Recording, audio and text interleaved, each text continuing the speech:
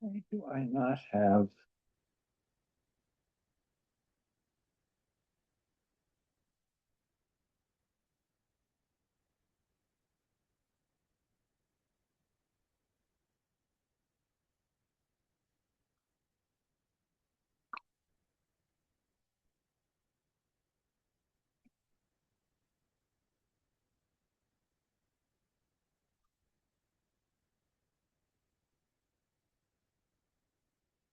Not understand.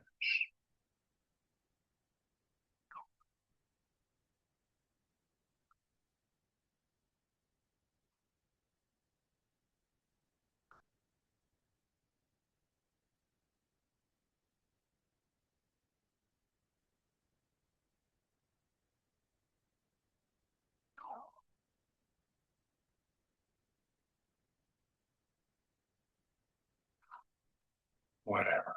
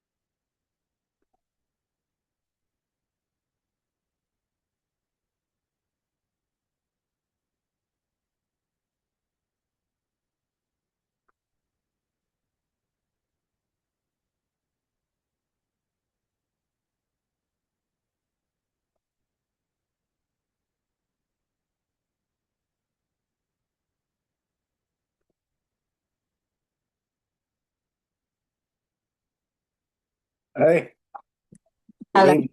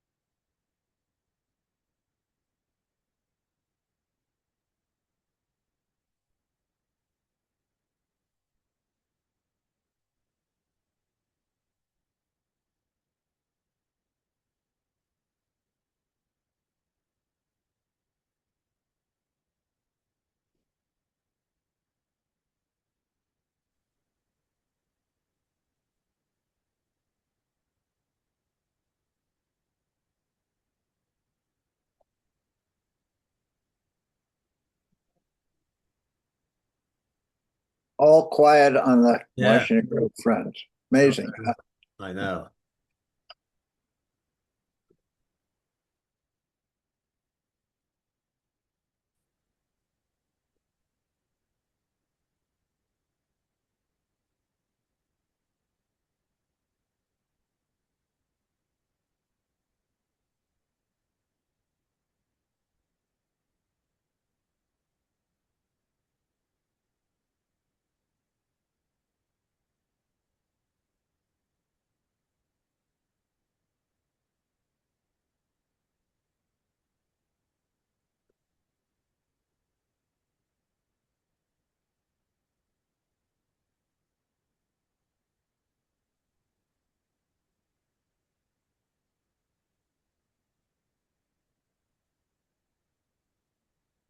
Okay.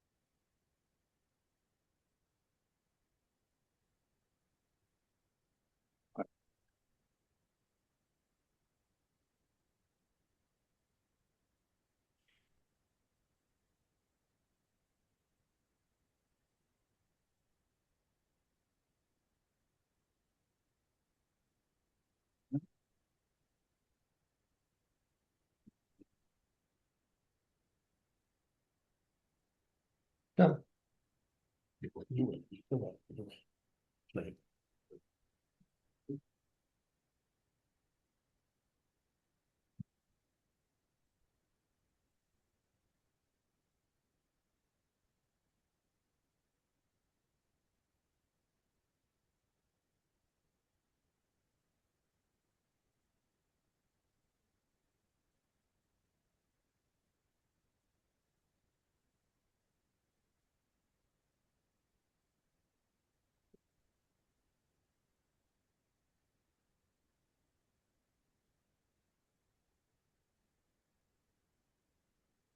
We gonna start or what? Or what? Now it's gonna be 10. Now we're gonna be done at 11:32 instead of 11:30. Ah, I'm not going to talk at all. That should cut off an hour. So are we done? Right. Okay. Yes. Yeah. Welcome everyone to the March 9th meeting of the Washington Grove Town Council. Uh, First item of business after calling to order is approval of the agenda. Hopefully the council took a look at the agenda, as did everybody else. It's rather long. So I've made some suggestions here, some suggested changes. They're highlighted. You should be seeing the agenda, by the way. Just where I either changed some wording, but under item 9, the permit for operation of summer in the parks, I've listed the discussion to start with some comments from Eva, who's the director of the SITP. She had submitted these as personal appearance, but it's more appropriate she speak at this agenda point, and she's the director of a program. It's under administrative matters. It's basically a staff comment and report. Hmm. The other thing is that the item 15 is the proposal to purchase playground equipment. That one includes a presentation by the playground committee chair, and because we have a March 23rd meeting on Hmm. budget, well, FY27 budget, which includes, of course, the playground future purchases. I'm going to suggest that we just defer this item to the March 23rd meeting in 2 weeks, when it will fit right in to a discussion of spending, both in fiscal 26 and, of course, the budget for 27. The other alteration, I just put a note here under 16. With the last item is this resolution 2026-02, which if it is introduced, we may want to defer discussion pending any comments from the council or anyone else to a subsequent meeting. Okay, do I have a motion to approve this agenda? So, John, I have a question. Sure. For the playground equipment, which would be over $20,000, there seems to be two different opinions about whether we need an RFP for that. And if we don't need an RFP, that's great. If we do need one, then we're going to have to act on this like quicker, right? So, Okay, well, I've yeah, expressed the opinion. I said it to Oscar in an email yeah. last week, and I guess I've finally sort of copied the council. And this isn't the kind of thing that we can actually, if let me back up, if the playground committee has their eyes on a particular piece of equipment, Mhm. it's not then we're not entertaining alternative pieces of equipment. Then the best we can do, I mean, in terms of our a financial oversight, is to use a vendor's proposal similar to what we did with the radar speed signs, where a group of council members went out and got looked into the options and got proposals from vendors and basically presented the fact that they'd done that and that they the one they wanted was this one and here was why. So Mhm. my feeling is that's what we that's really what the playground committee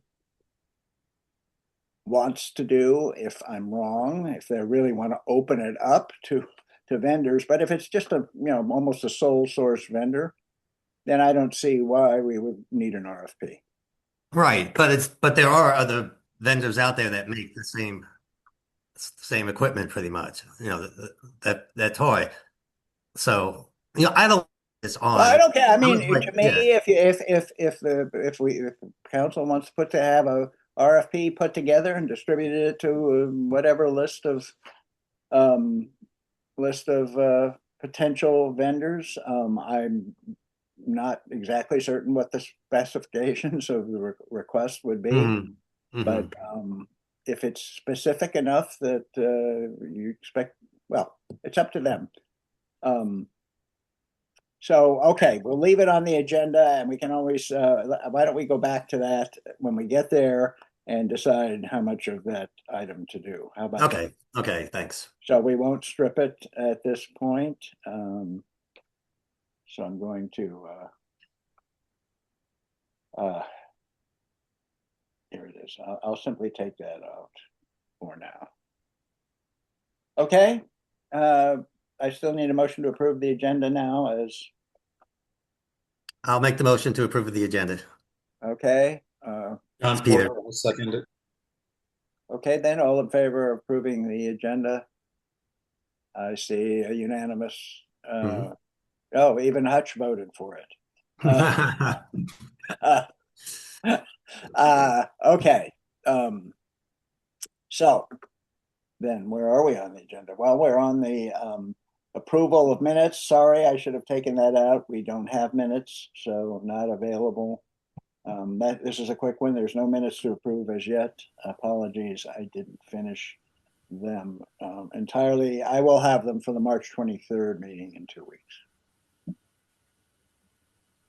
Okay, next item then is up front, and basically is the council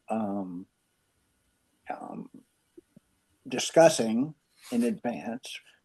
Look, we all received quite a few letters to the mayor and council, and we're mostly aware of the situation.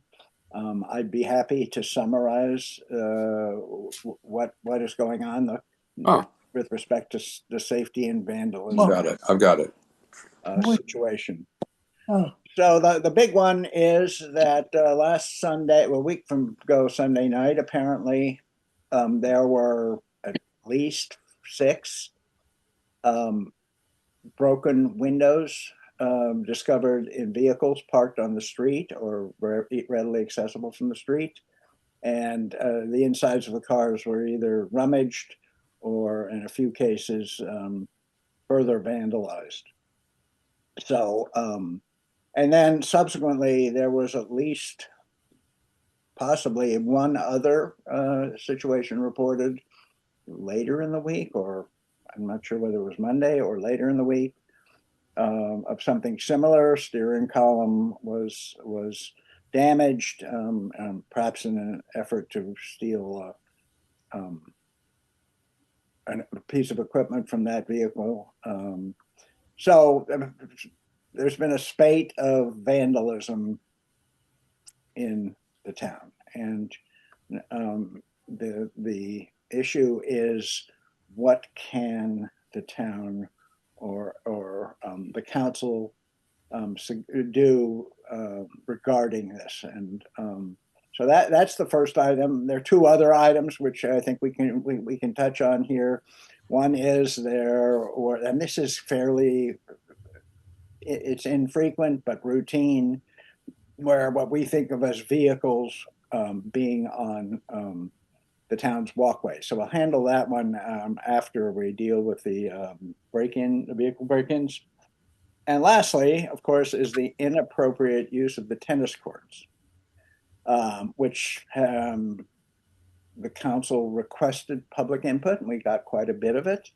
I just have it up here just to clarify for everyone who's at this meeting, and I'm sure the council is well aware of this, that there are really two issues. The issue that there's a motion before the council to approve continuing locking the tennis court gates.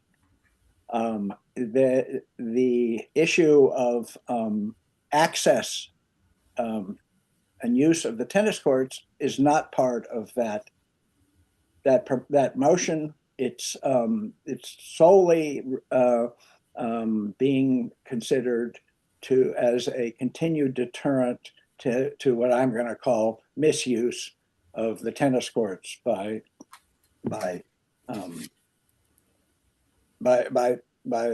residents or visitors who can easily go in and use skateboards and other things on the hard court in particular. And of course, the clay court can be damaged by stuff like that as well. So there are two things. One is the tennis court protection of the tennis courts, and the other is who gets to use the tennis courts, which is very clearly stated in our ordinances. Although someone pointed out there is somewhat of a discrepancy in our ordinance compendium. But in 2008 and since, and prior, the use of the tennis courts has been limited to town residents. Okay. All right. So starting with going back now to the vehicle break-ins, I'm going to open it up to the council. Frankly, this item is in front of public appearances because I think the council has read and knows about the scope of the situation, and with that information as well as other all the input, I think the council can discuss it and not to not spend a lot of time with people making statements about this, because frankly, many of the people, a good many of the names I see at this meeting, have expressed their opinion, and I'm certain that the council is aware of those. Nevertheless, we will have personal appearances after this item.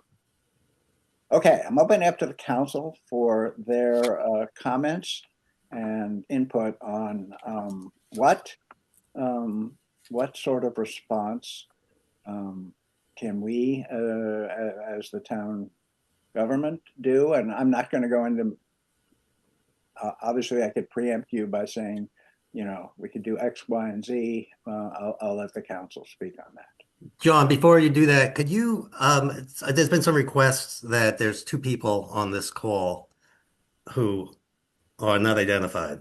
I know I've indicated they should label Right. their screens, and I'm sorry if you if you are unable to label your screen, you need to find out how to do it. I did that already 10 minutes ago. They have not Mhm. changed their names. I can exclude them from the meeting. Apologies. I'm one of them. This is Deb Tarasevich. My apologies. I'm a bit of a Luddite. I will do my best to relabel. I can change it. I'll do it now, Thank Yeah. you. and I'll misspell your name almost certainly. Deb T will work. There I she tried to is. change my screen name and it wouldn't let me do it. Ah. Sorry. So I tried on the thing and I typed the thing in and I hit save Okay, and just then tell it me didn't do anything. what name do you want on there? Adam Ig. Okay, Adam, thank you. And again, once again, I apologize if I misspelled. Okay. I'm pretty calm. Oh no, that's correct. All righty. Okay, taken care of. So back to the matter at hand. Mhm.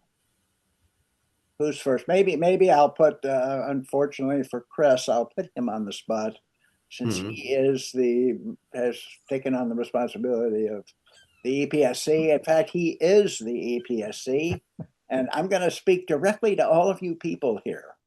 You know, this is one of the reasons we want to have an active, you know, um, safety committee. And yet we simply don't have anybody, as no one, in spite of asking repeatedly, has spoken up to say that they will participate on a safety committee. And so we have these incidents.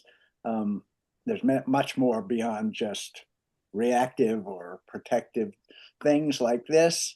But you know, I urge some of you to think about whether you can't commit to one meeting a week to discuss um,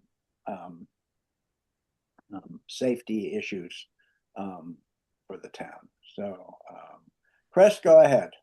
Okay, thanks. So first, you're saying one meeting a week. It's like I said month. Oops, did I say week? so we're looking for a month right now. But then at one point we were even thinking every quarter because there wasn't much going on. But there is a lot going on now, and maybe once a week would be good.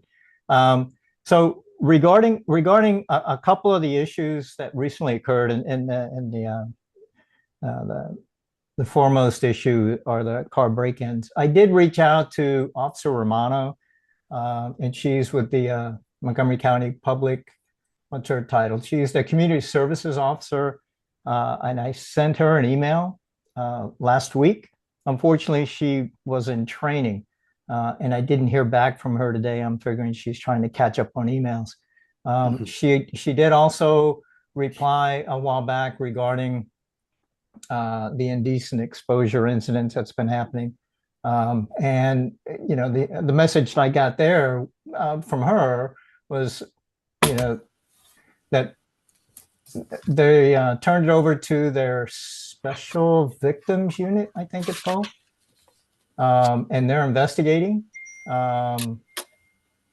And so I asked what kind of information they had regarding that vehicle, right? And they're saying that it's a white Toyota or Mercedes, Hispanic male, dark hair, described as a big guy. And you know, there's been several witnesses, but I guess you know, if more people could report on that or on whatever else that's happening over the past couple of weeks regarding car thefts. You know, she provided a non-emergency number to call, and I could, and in fact, I think I did share that, but I'll share it again. I'll see if I could even get it on the town website. Regarding trying to get the officers to come out, you know, they are strapped, but because we do have an increased activity with our vehicle vandalists, I'm hoping that we could get some patrols. But some of the things that Officer Romano also mentioned, let me see if I could find what she said, but it's something that we probably should be doing also on our own. A lot of people have, your Ring cameras or whatever, but what she suggested is, obviously reporting anything suspicious immediately to 911 or to the non-emergency number, and it's 301 279 8000. And then if you're a victim or you witness a crime, to consider reporting it. So it sounds like they're not getting a lot of people reporting these incidents. The more you get submitted to the police, the more they're going to realize that this has become a hot spot. And what else is there? And then, she said to just call the police or to call her, and I could reach out to her more, and I will tomorrow to see what she knows. But that's all I have. Chris, can I ask you a question? Way back when I was on the safety committee when it first started, when Patty was chairman, and one of the things we were trying to do at that point was trying to re-enliven a neighborhood watch, which we had in town in place, where you had blocks and you had a block captain and kind of a structure of reporting and things like that. And it kind of died when the committee died, but I think it might be worth looking into. I don't know how well it worked. It was not in play when I was here. I don't know if anybody had experiences with that system before, but that is one thing that neighborhoods do. And you can put signs around, say there's a neighborhood watch, which just, shows that there is a little bit more people taking notice of what's going on. Yeah, that's true. That's true. Mhm. Yeah. And I mean, we could try to organize that. I think, I heard that, like you were saying, that it was here in the Grove for a while, and then when things died down and there were no incidents, then everybody kind of,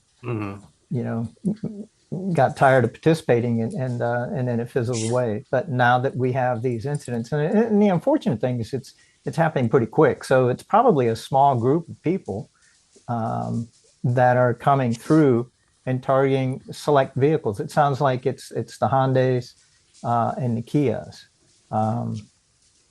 So, and again, to deter that right now, until we could get the more police action, drive-throughs, whatever it might be, and then again, when they do that, it's a hit or miss, right?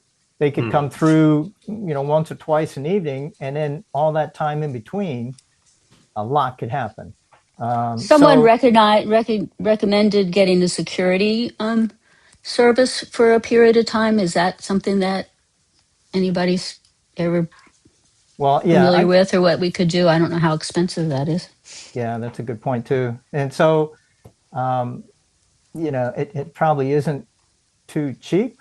But then again, if the person is on one side of town and something happens on the other side of town, it's not going to do us any good, right?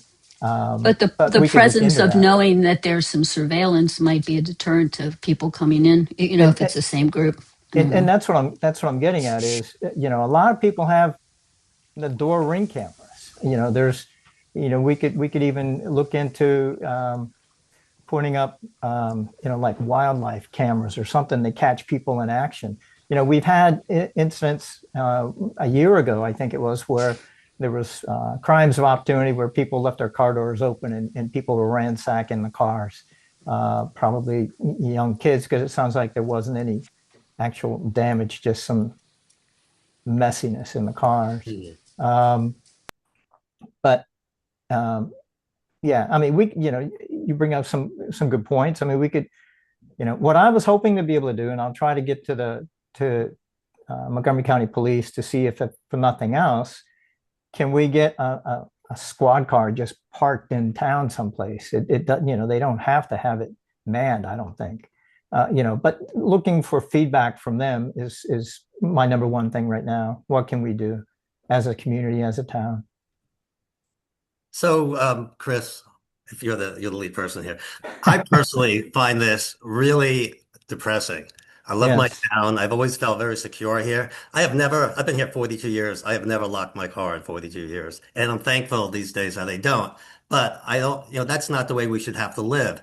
I'm very unhappy with all the listserv comments that have come through. It's been very disjointed, and it comes across as even more powerful when all these people are giving all this information, and you don't know, what else is happening out there. I know somebody mentioned that there was a car vandalized recently on Chestnut. That's Susan Ulendorf. I went by. That was her car, and that wasn't even on the listserv. I don't even know if she knows it was vandalized. So, looking at some research from Chat GPT, there's there's a lot of communities out there who have experienced this and they've dealt with it, and they've created they've organized their doorbell cameras. There's security that the town can do. Cameras are cheap, but they say that it needs to be organized. And I think that a combination of what Mary mentioned as far as going back to, having block captains, but looking more with technology. Even for me, I wouldn't mind paying somebody to have a consultant come in and look at what's going on, but just do something that's proactive. Because right now, I feel like a victim. And I feel like I get up in the morning and I'm like kind of afraid to look at my car because I'm afraid that my window might be broken. Normally, this happens once and then it's over. But this seems like somebody's very happy coming through the Grove. It's almost like somebody has a vendetta, I feel, against the Grove. And I really think that I appreciate John putting this on the agenda for today, that we actually were talking about this. But I'd be glad to work with you and whoever else, and maybe we'll get some volunteers to help get the technology going. But I really think that we need to put forget, we're worrying about we're arguing. The town spent a lot more energy talking about locking a tennis court when we have something much more serious going on. So So, so, let's so, move forward. yeah. Just let me interject. Sure. Yeah, the there's a difference in kind between what's going on with which I'm calling vandalism, Hmm. breaking windows. Before this, there were plenty of spates of cars being entered. Generally, they were cars that hadn't been locked, but things were rummaged. Right. Sometimes damage was done, and so this isn't, the only thing new here is that somebody seems willing to, be more destructive in their efforts. So, Mhm. and that if that's what's elevating this, all well and good, because it's a destructive, more destructive. But it's not a new occurrence that we have a night or a few nights breaking into vehicles. I just want to state that as a fact. Okay, back to comments.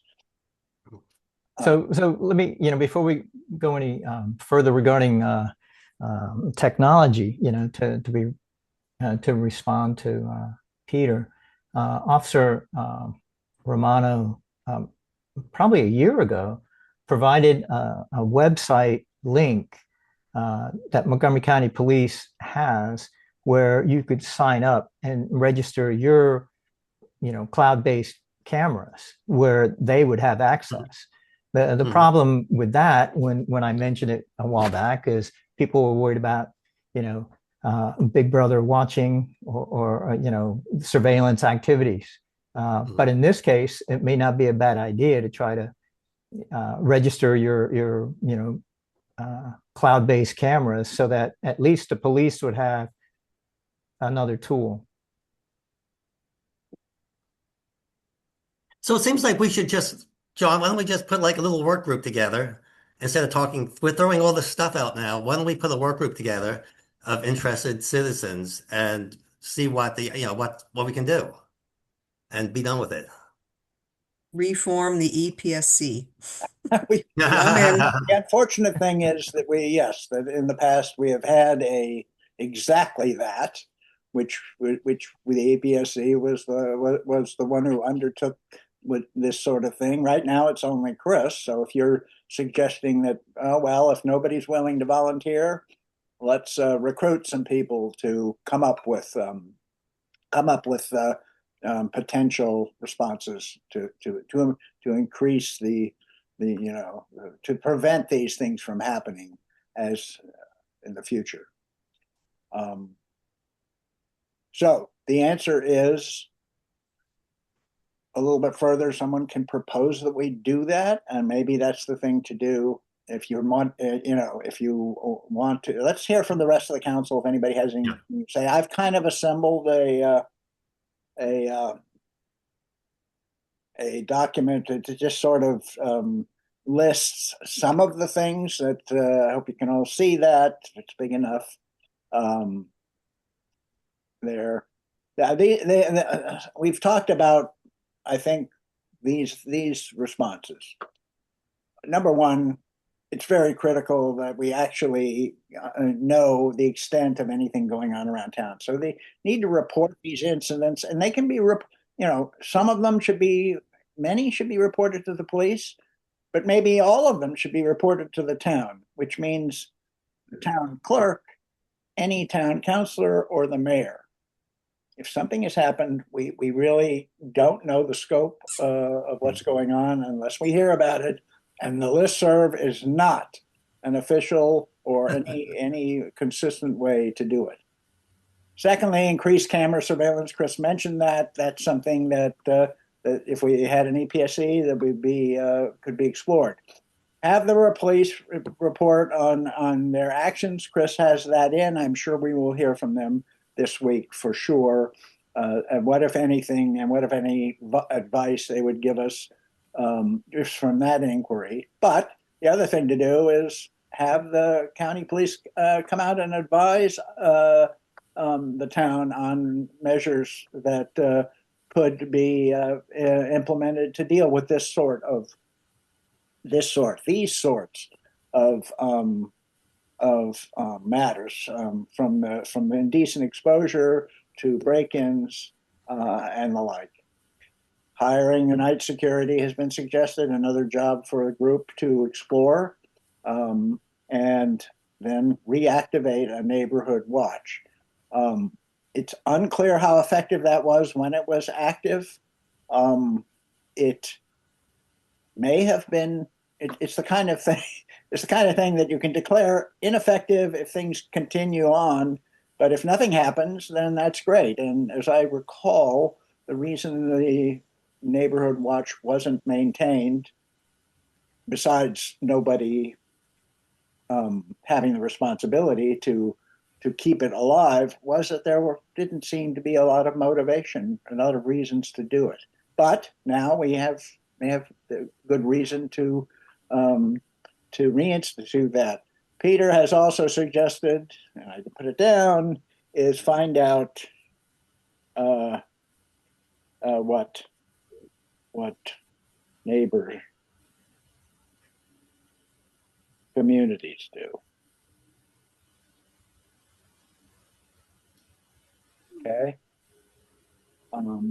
Okay, that's just a summary, so that in light that Peter's suggesting, well, we need a group to explore and pursue response to this. So I'm gonna say that the police report on the actions, Chris is getting that, and he will report on that.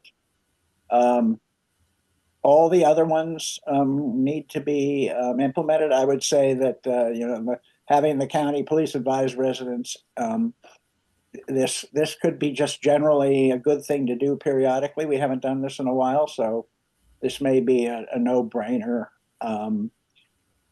Residents report all incidents. I'll put a note in the bulletin. I can put out a Grove alert. I can't make people take the time to report. Other than that, a group certainly can look at there. There may be a raft of other things that can be done. So does that mean we have a motion to create a group, or what's that, Peter? Yeah, I'd like to make a motion that we create a group to look into this. Okay. Do we have a second on that? I'll second it, Mary. Okay, Mary. So is there any discussion about that? And after we act on this, I'll ask for volunteers from, in fact, anyone here, but Mhm. definitely the council. Um, So, Patty, we're not going to get into a discussion from residents on this issue at this time. So I'm going to have to pass you by. So discussion on the motion. So this is John Porter. Is this a new group or an adjunct to Chris's group? Chris's He responsibility. doesn't have a group. What? It is a new group. Why are we not giving this responsibility to Chris and have all these people who want to be in that group be as part of his committee? Well, he would definitely be on it if that's what he's. I I mean, he doesn't have a group. We're trying to get him a group. I know, but you're calling it a new group. So, I don't know. No, Call it a new group? yeah. It is a new group. Well, Because it's just, we have but it's not a committee though. It's just a work group for one specific Okay. problem. Yeah. Or But- at this but- time, it could turn into a regular committee. If that's what you're suggesting, and we used to have one and we have all the mechanism to Right. do it, you're right. But nobody's spoken up to join. And Chris can, so we'll do a stealth way. We'll do a backdoor way. Yeah, and the back- Chris can run the group and we'll call it something different. That's all. Well, I think so. So regarding this group, though, I mean, we could, no matter what we call it. I mean, there's an immediate need, right? So,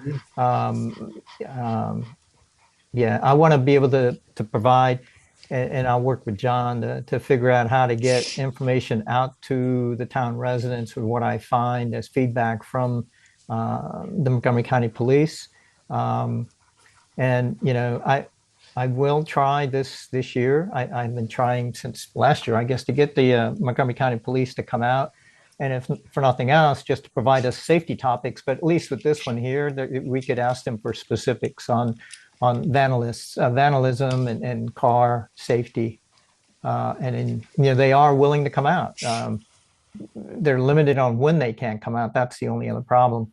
They have families and kids in school, that type of thing. So.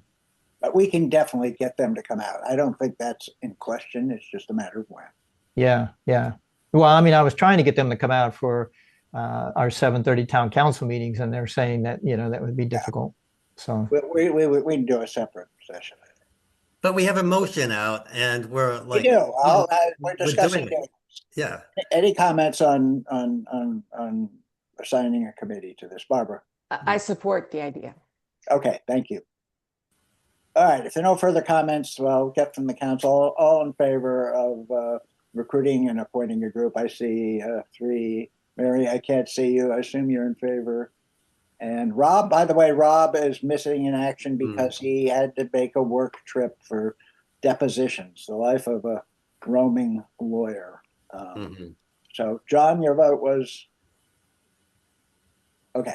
All right, so that's approved. So, all right, now let me open it to volunteers, and that would be anybody who's here, including especially residents. And Chris is going to, be part of this. So, do we have another council member or others who are at this? I want to be on it. So Peter's going to join the Brain Trust. And Patty, you're willing to go on? Okay. So Can it only be two? Is it only 2 counselors or can it be, does that matter? No, it's just a work group, right? So, Yeah, it's a work group. yeah, It can't okay. be more than 3, otherwise it's a. Okay, so there's only 2 so far, so I'm not taking anybody's spot. Okay. No. Hint, hint. Our non-council members, welcome. Mhm. Yes, that's what I'm saying. Anyone here at this meeting may volunteer. Okay. Howard Harari. Thank you. This is Howard Harari. I volunteer. Thanks. All right. Well, that's kind of a core group of 4. Sorry. I could reach out. I can volunteer. Oh, Sylvie. Sorry, who was that? Sylvie. Oh, Sylvie. Thank you. Good.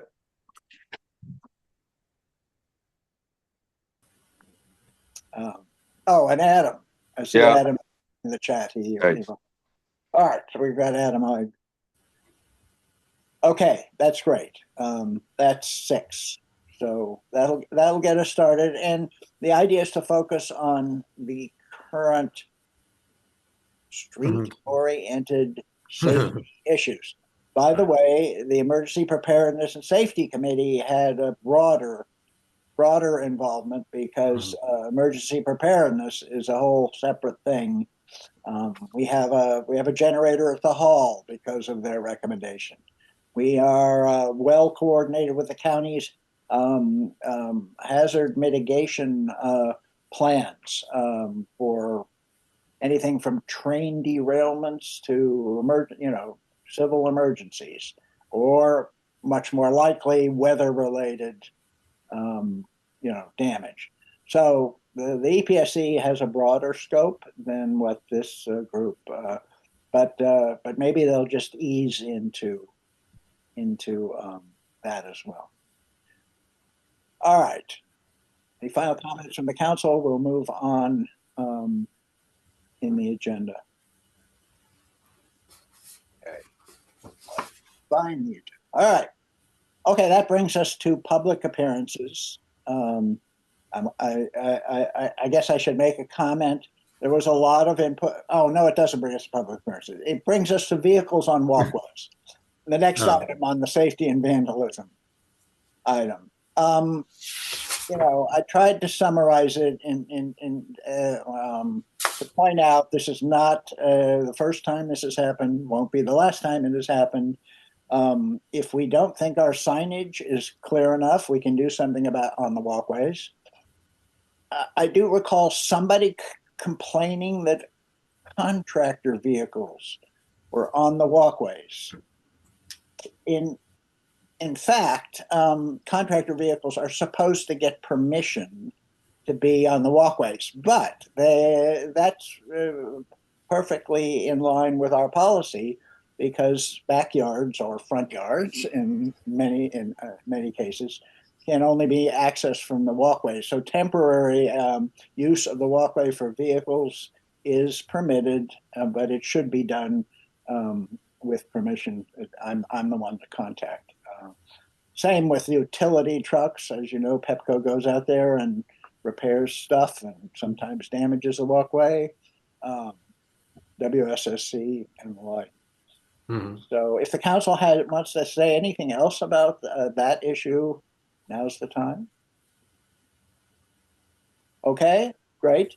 So the last issue I put up here, just because it's in So John, I'm not sure what just happened just now. So you're saying that if you have a contractor doing work on your house, they need to get permission from to drive on the walkways. walkway. Everybody needs to get permission to drive on the walkways. And they don't need to sit on the walkway all day long. They can take the truck somewhere else. That's part of the point, is you go in, you do what you need to do, and you get out. It's not a parking area. Even if there's a renovation going on at your house, the walkways aren't a parking area. They are for access of equipment and specialty stuff. So okay, thank you. Right. I guess I can try and remember to put that in the bulletin as well as a reminder. It comes up periodically because there are offenders, as we all know. All right. Now we have the inappropriate use of the tennis courts, which we're going to address as part of the motion that is on had been deferred till this month. So, and that's it. So we can move on to public appearances. So here we are at public appearances. Okay, Eva, if this is about summer in the parks, I've moved you to the item on summer in the parks. Yes. Because you're the director. It's not about that. It's something else. Okay, great. So yes, so I know I'm going to be talking about summer in the parks and that we need to get licensed and permitted a little bit later in the meeting. But this issue that we have been running an unlicensed summer camp for many, many years brought up to me something that I have thought for a long time, and I know other residents have thought, which is that we need to strongly consider hiring a paid town manager, someone who is a professional with experience running a government body, who can make sure that we are running our government effectively, efficiently, and in regulation with the county and the state. I really feel like if we had had a town manager, that this would not have happened, that Summer in the Parks would not have gone unregulated and unlicensed for so long. Um, so, I don't know what there is in the budget for hiring a town manager. I do know we are hiring a new town clerk, and a potential option would be to make that role both town clerk and more of a town manager type of position. I've already put this in writing, and I gave some suggested language that you could add to the job description. I just feel like, we're a town run by volunteers, and sometimes that means the volunteers, and I'm including myself in this, do not have the knowledge and expertise necessary to correctly run things. And I would just like to see more oversight from a professional with experience. And so that's something I strongly encourage the council to read my written public appearance, and you can see some of my suggestions for the job description. And I will talk more about the Summer in the Park situation when it's my turn to do so. Thank you. Okay, thank you, Eva. All right, anybody else for public appearance? Oh, sorry. Paul also wants a public appearance, so he told me that I needed to bring the meeting to him. So if anybody else wants to go while I'm getting him, but he's right upstairs. Yeah, it's your turn. Okay, here he is. Hi. All right. I just wanted to kind of follow up on some of the things Eva was saying. I sent in a letter to the council. The main thing being that in light of the permitting issue, it seems to me that it's not really clear what liability volunteers are taking on themselves when we volunteer on committees. And in the letter I gave as an example, it's clear, I think, that if someone in bad faith does something that causes harm to town property or individual, that person's liable, I would think. But, in a situation where someone's acting in good faith on behalf of the town or a committee, it's not always clear what constitutes a liability and who's liable. And so, for example, with Summer in the Camps, Summer in the Parks, for example, who's responsible or who's liable if someone gets hurt? And then also, who's responsible for making sure that all the regulations are actually satisfied? So, I'd personally like to understand better kind of where these liabilities lie. I think it would help if the council could give sort of an official statement to this effect or clarify this, especially for people on committees. And yeah, that's the main thing. Okay, we have Paul's letter. We'll refer to it in the minutes for this meeting. Although you can read it on, no, you can't. I didn't put it in the material for this meeting. Christine will probably post it when she gets back from vacation. All right, I think, Oscar, you had your hand up. Did you have something other than playground stuff? Yeah, just a question really. I guess kind of going off with even Paul's question about regulations and making sure that, we make decisions. I just want to make sure that the decisions we make are in line with what's allowed. On the tennis court thing, I don't want to make a big deal out of it, but I honestly just have a question, which is, we changed our ordinances to restrict access. Can we do that? I just want to make sure that that's something that we can do. As far as the lake goes, I know the lake has a state carve out to that. Just think about how we have access to parks outside the Grove, and we don't pay taxes there. And I know we're a small town, small tax base. I understand we have to balance the access and the maintenance. I just had a factual question, just when we made that decision, did we go through the regulations and just understand that that's an option that we have? As just asking if you can talk us through that when we get to that point at some point. So you're asking whether we can restrict to residents Yeah. without actually looking up the authority that allows us to do that. I would categorically say we can. Mhm. state of, city of Gaithersburg does in a number of respects, and other cities as well, I believe, in different circumstances. Mhm. So, and to tell you the truth, if you go back through ordinances of the past, there at one point was a statement that, it's in the, whoever found that, Jonathan Dale may have found it, in our nuisances, and don't ask me why it's under nuisances, Article 1. There's a categorical statement that all facilities in town are for the use of residents and their bona fide guests. Period. So the answer is yes, we can do it. The question is, do we want to do it? And in what circumstances might we restrict? You mentioned this, the two I know of, and that's the lake and the tennis courts, where there's a restriction. Any other personal appearance? Okay, we'll call the personal appearances to a close and go on to the treasurer's report. We have Jean here, and we have a treasurer's report. Up and coming.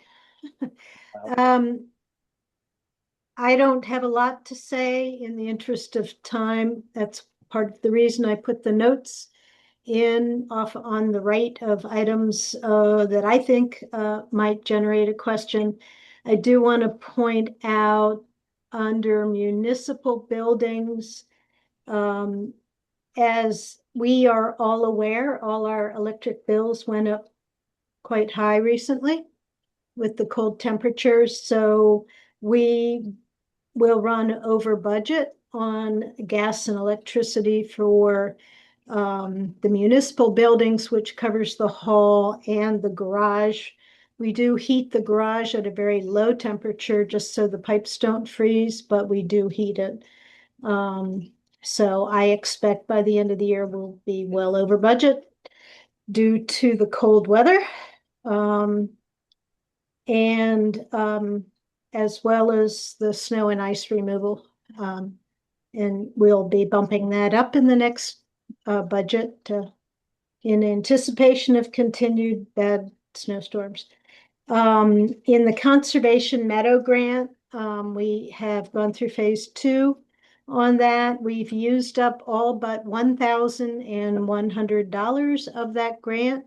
I see Bruce Daggy is on the meeting, and we will make sure that that gets used up so we don't have to give it back. The plans are to utilize, I believe, correct me if I'm wrong, staff from Parks and Planning to tackle some invasive species and get that money used up. Otherwise, we'll have to hand back a little bit. And that is all I was going to point out. Open to questions. I don't have a question, Gene, but John, I just want to say that I've worked on a lot of the committees going through the budgets. And this year, Gene has done an amazing job at educating all of us and teaching us how to be proactive so that people like you, John, don't, like last year, I almost lost all of our gateway money because we weren't being proactive. And I think we all really appreciate what Gene's doing. And I think it's really making life a lot easier for all of us. So thank you. And I guess that can segue into the budget timeline. Thank you. The council will be meeting on the 23rd, I believe it is, John, on your timeline. Correct. For the work session. John and I have gone over the first draft of the budget. I'm waiting for John to give me some further edits. Hint, hint, John, we need to get together. I'm aware. And if there are, what my plan is, if there are changes to requested budgets, is to communicate those back to the people who requested those budgets before the 23rd meeting. And then if you're on a committee and you don't like that we changed the budget you wanted, You can talk to your council liaison and be sure to have your commentary ready for the council member to bring forth at the workshop. Mhm. Yeah, thank you. You should be looking at the timeline. The checked off things are passed. The next one is a Grove alert concerning the town council budget work session. I will attach the mayor's draft, I think, and hopefully not set off a firestorm over any edits anybody If noticed. you, Yeah. John, if you can get your draft to Yeah. me a few days ahead of that, I can alert said certain Okay. people. Yeah, that's the best way to do it is let's talk before reacting. Yeah. Yep. Okay. Any questions about the budget process then? All right, great. Thank you, Jean. We need a motion to accept the treasurer's report. Nobody wants to accept the treasurer's Motion to accept the treasurer's report. You just beat me to it, Peter. Well, you can second it. I'm not fast enough with my. I waited. I was waiting for somebody else to say something. Yeah. Okay, John has seconded. Any further comment? All in favor? No opposed? All right, that passes 5-0. All right, on to the mayor's report. I will try to condense, but I'm never very successful. The kudo is over concerns everybody's pitching in. When I say everybody, it's residents, our contractor, RJ Landscapers, and even Pepco for their efforts to clear debris from the roads and around town and to restore power quickly because of the wet snowfall. All right, next item. I did want to make everybody aware of some testimonies that I submitted as mayor. It being what is some circles is referred to as the silly season. Other circles, it's referred to as the legislative process on some bills. First of all, those in before the Maryland legislature. There is this Starter and Silver Homes Act, which was hearings were held in a Senate committee and a House committee. Bob Boer deserves tremendous credit for putting together a really terrific letter of a series of discussion points in that letter as to how that proposal would impact Washington Grove in particular, but by inference, many other municipalities. And that letter was submitted and both I and Georgette as Planning Commission Chair signed on to that one. You can read it in the materials. HB 950 House Bill. This was the County and Municipal Street Lighting Investment Act. Quite simply, this bill was supported and sponsored by a Montgomery County legislator to resolve issues we're having with Pepco concerning the details of the process of potentially buying the street lights in our town or any of the municipalities, buying their street lights. And I'm not going to go into details. You can read this, read the letter. The legislation is to have asks that the state solve the issue that we're having, rather than waiting for the Public Services Commission, of which there are several actions brought by the municipalities, including Washington Grove, to resolve the remaining difficulties that that Pepco simply won't budge on. HB 1142. This legislation was the single priority, really, of the Maryland Municipal League. It points out what all municipalities know, is that revenue generation is very difficult when you have to rely almost exclusively on real estate taxes. And consequently, you're stuck raising real estate taxes because you don't have many other options to raise revenue. And this bill is relatively benign.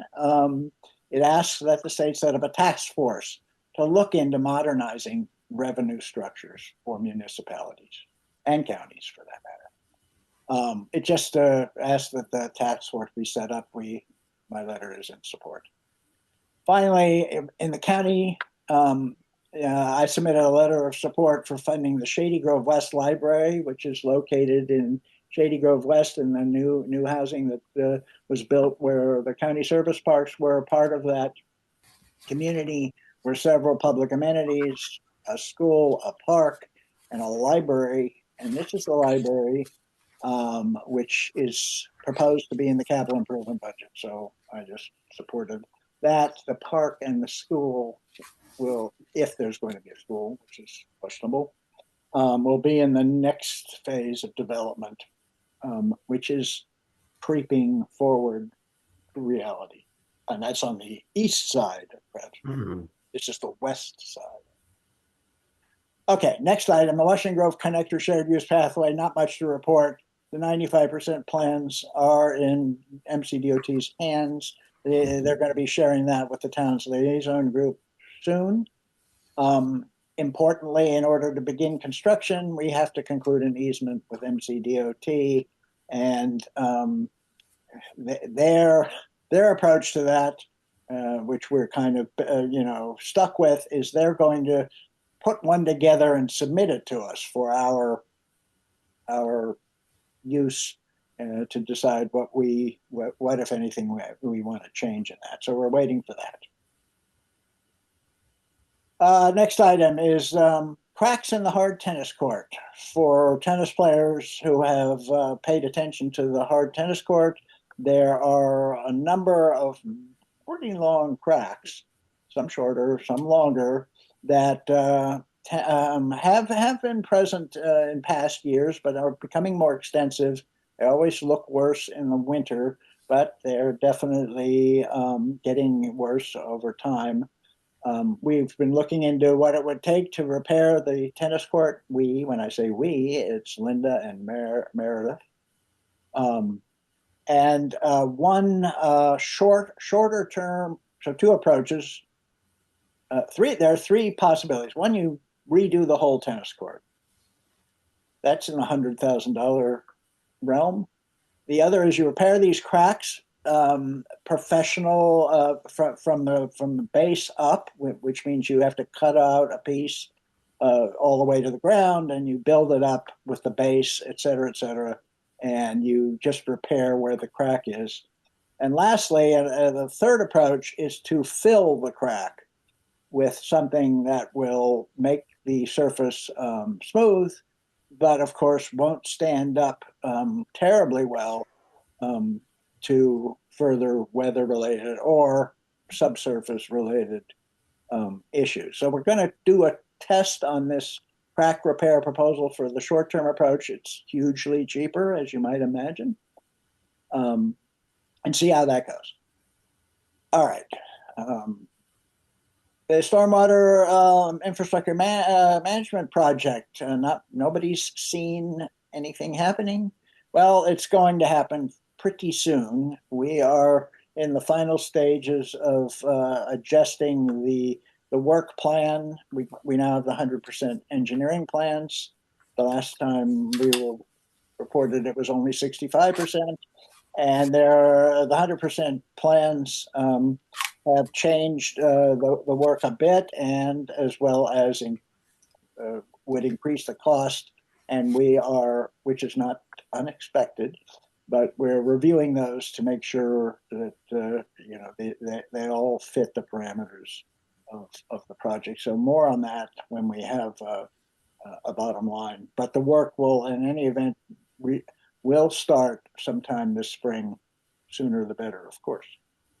So are they talking about cutting out certain jobs? Not yet. No. All our work areas remain pretty much intact. It's just a matter of, certain aspects of what we're doing in some of the areas. Right. Good. How many culverts under this and that, for example? So, okay. Last item I put on here was the Playground Committee has announced a playground spring cleaning event, first annual, I suspect, to take place on Saturday, March 21st. Volunteers are sought, of course, and the activities they plan to put some engineered wood chips on some of the area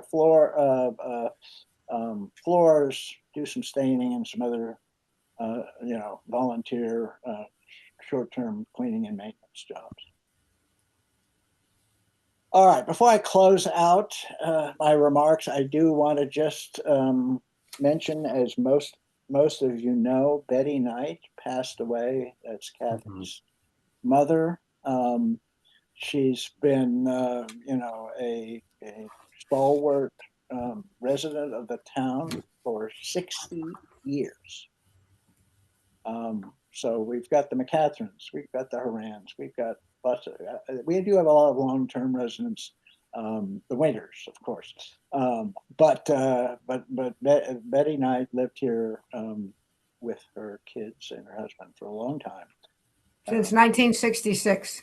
Yep.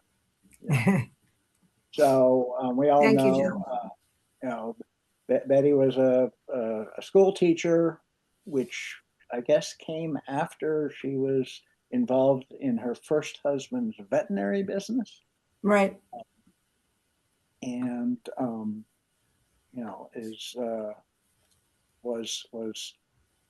had a service and moralized. So sympathies to Kathy and her sister. Nancy. Yeah. So sadly, can I take a minute to thank everybody that was there? The turnout was incredible. Over 180 people. Wow. And I wanted to thank you all for coming. Okay. All righty. That's the end of my remarks. Any questions or anything else we want to hit? Okay, if not, next item is the town archiving project. Peter had requested, and it was very timely because we have a particular reason to revisit the town archiving project. And I asked Bob Boer, the HPC chair, to summarize some aspects of that project for the council. So that's where we are. And Bob, do you have anything you want to show or not? I didn't. No. Can I ask whether you were able to post the material that I sent you?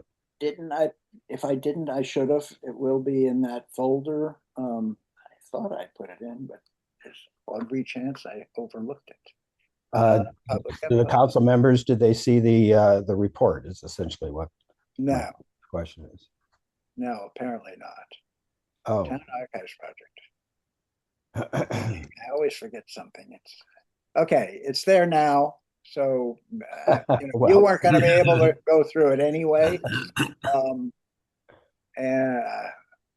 But maybe you can just give us the highlights. Okay, I'll try to summarize. There's a written sort of description of where it appears we are at the moment. There needs to be more assessment to be done of the condition of it, and it's a little bit difficult right now, of course, because it's all in the storage containers. So once once that the stuff goes back, we can get a bit of a better assessment of it.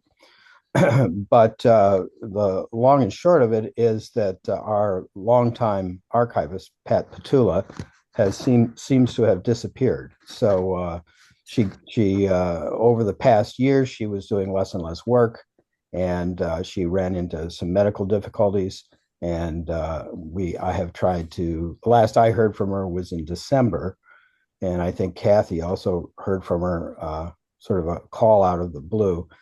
She was in a rehab facility, but I haven't heard from her, nor has she responded to any of my actual messages.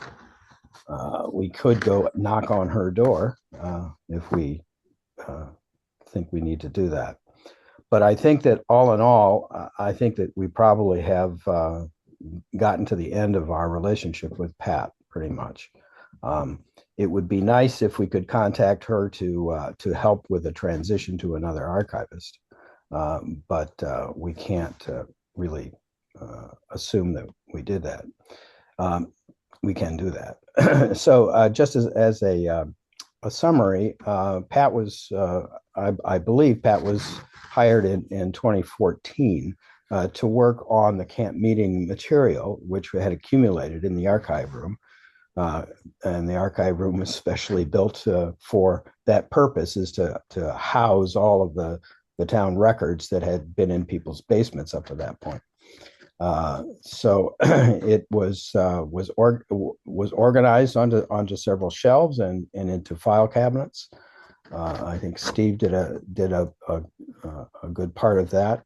And Pat then assigned a numbering system to all of the material, both that material that's in the archive room, but also in the council chambers. There's the 2 plan files. There's a couple bookcases.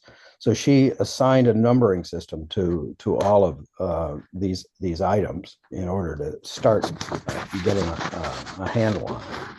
And then she started cataloging them, which means going through all, box by box through the various material and providing a description and a catalog number for each of the items. In 2017, the town adopted a records management plan, which was actually mandated by the state, and that went through some negotiation back and forth. Marilyn Fry was championing this and is the records management officer. And the council approved the plan, which describes exactly what needs to be saved and archived at the state level to meet both our ordinance and state requirements. So there's a difference. What Pat had been working on, the camp meeting material, is the old stuff prior to the town becoming a municipality in 1937. So there's a substantial amount of records that was from the Camp Meeting Association and other activities. And that is old and historic stuff, but is not actually part of the official town records as a municipality, and the state is not mandating keeping of that. But since it is historic, we essentially talked the state archives into accepting it as what's called a special collection. So that has been receiving boxes of material that Pat has cataloged, and there is more that is, we believe, that is ready to go to the state and needs to be finalized. So Pat had pretty much focused on the camp meeting stuff. She really did not get her fingers into the actual municipal records, the town records. So that has yet to happen. And as part of what I submitted, there is the copy of the records management plan. And of the records that are in the plan are things like any audits or budgets, financial reports, general correspondence from official correspondence, legislation, master plans, administrative files regarding suits or agreements or easements or deeds, town council minutes, legal opinions, annual meeting minutes, policies, and any relevant correspondence, the election results, the planning commission work, both minutes and surveys, subdivisions, stuff like that. The HPC, because it's a commission as well, minutes, reports, and guidelines, rules of procedure, and then the special collection. So that's mentioned in the records management plan. So those are the things that the state mandates that we provide records of to them so that they can hang on to it.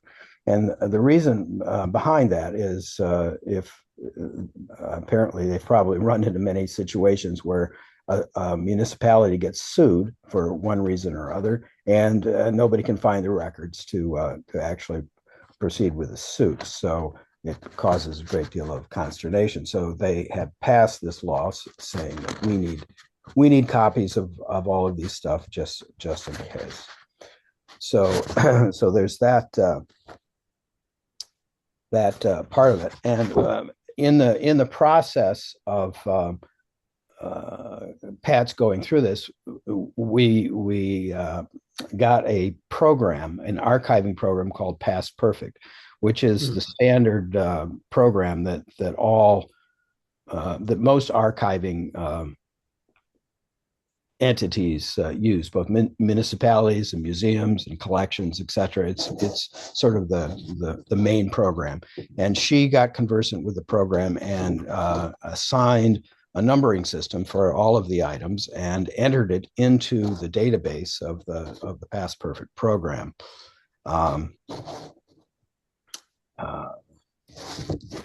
Let's see. Yeah, and we actually worked without a contract with Pat for a while. She was just a contract, had a informal contract, and we formalized the contract in 2018. And I also included her contract as an attachment to what you will now be seeing.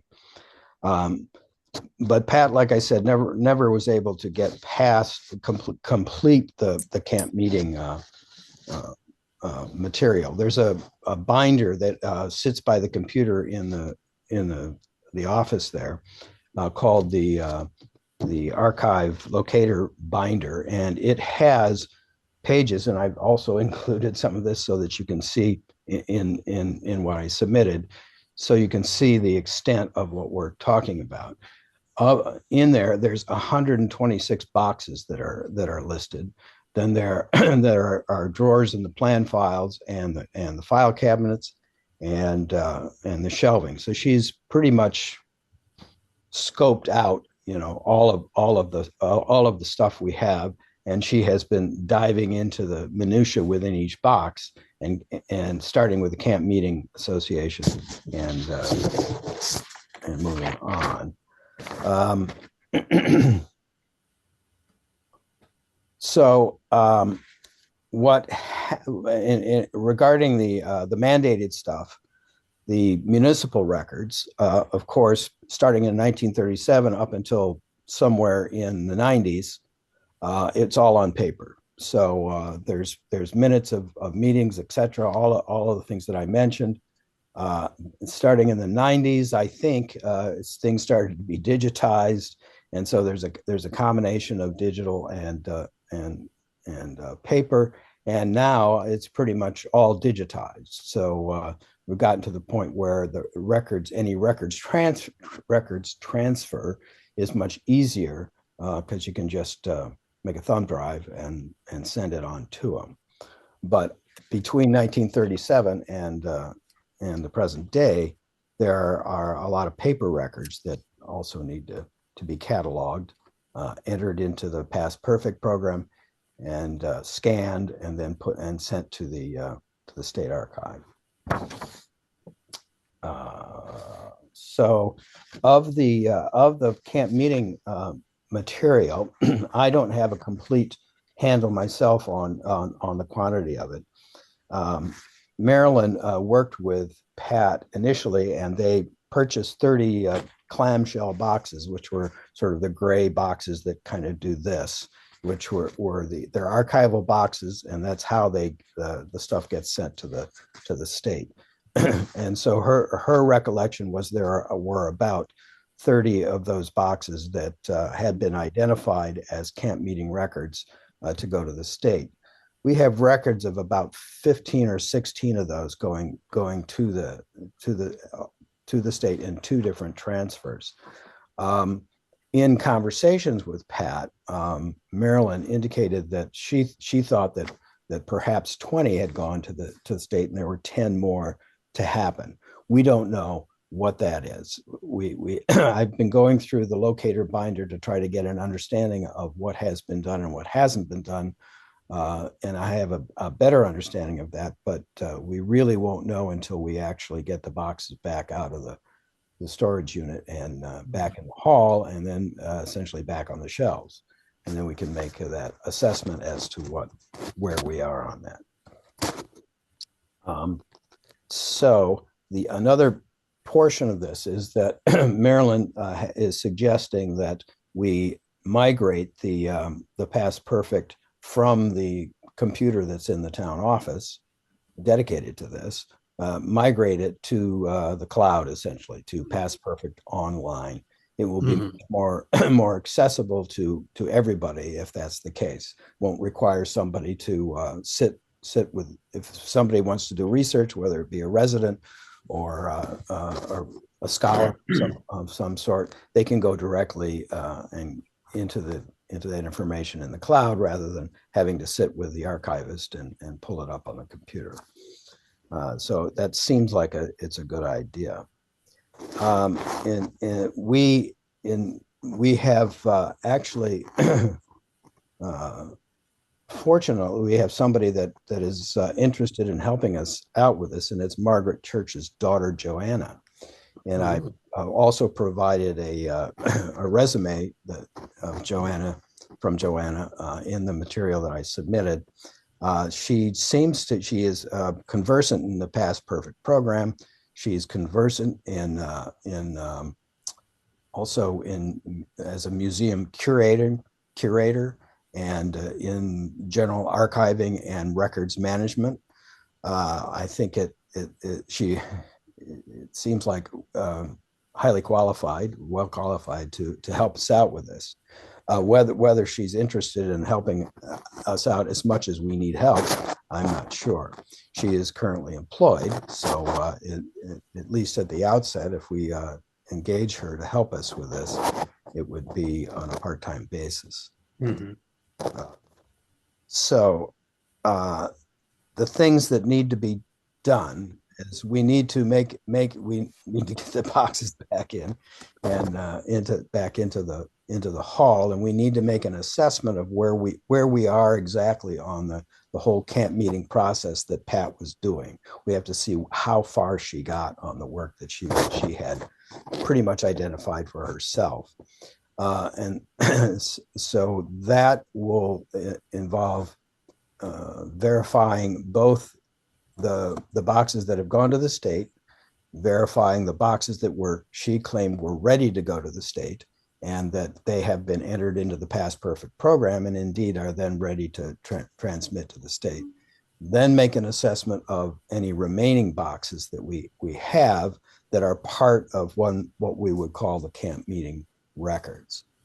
And once we get a handle on that, we can kind of understand how much time that might take to go through.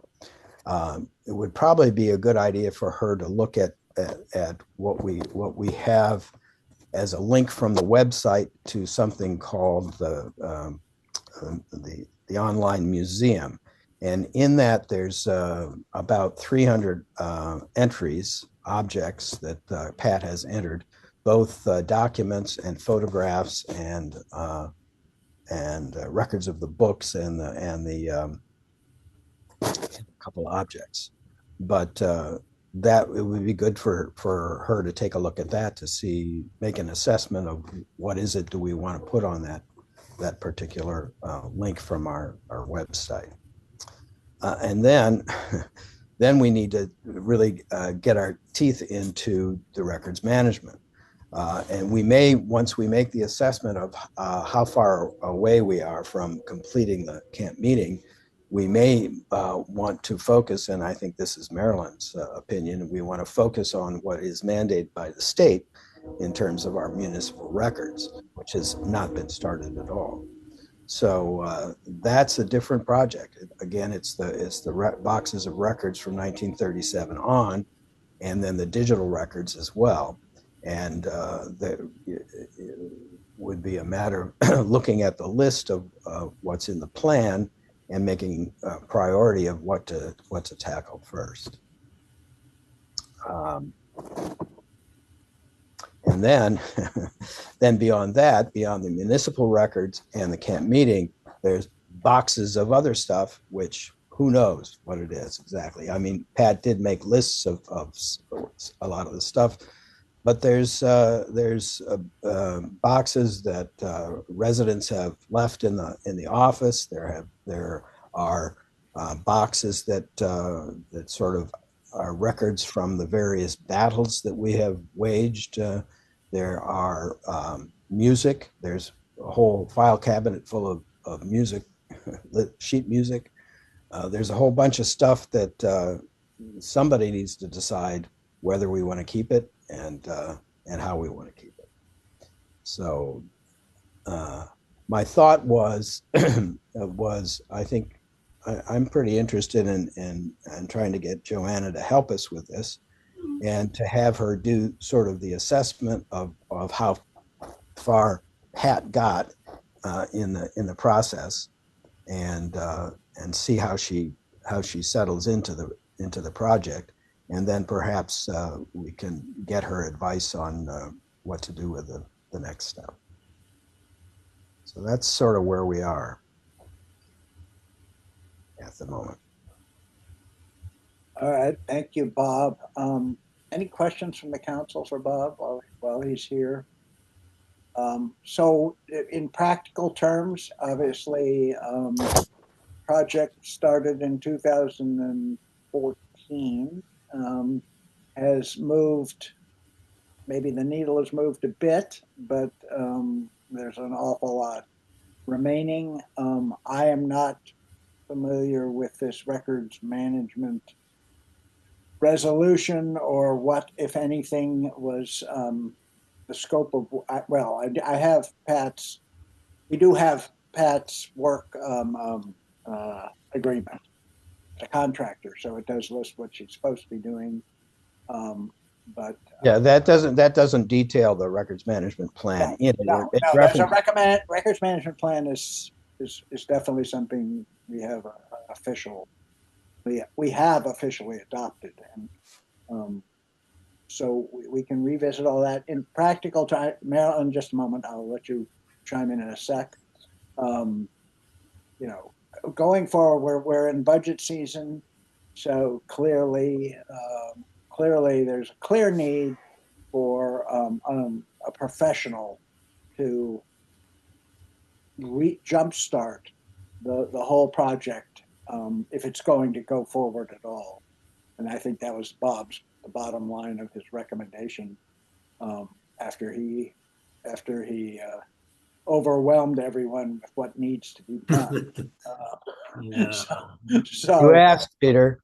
I did not ask that question. All right. I'll let Marilyn have the first. Although, as records management officer, so this is not a public statement. This is our records management officer. Okay. Yeah, I just want to give some background on it. It took us 2 years to put together the records management. Not only did we adopt it, but more importantly, the state adopted it. That was the final step. We went through many iterations with them. They approved it each step of the way, and then they signed off on the final one. It's 4 or 5 pages long. It goes into a great deal of detail, and the camp meeting is like one paragraph on the last page. So that's, gives you some idea of the scope. And, you know, as far as the program itself, this is the instruction manual for the program. It's not something that we can just pick somebody off the street and have them learn it. I'm pushing very hard to have it migrated to one that's online, so that, like, if Margaret's daughter wanted to work from home, she could easily do it, or be in the town hall. Houston, we have a problem.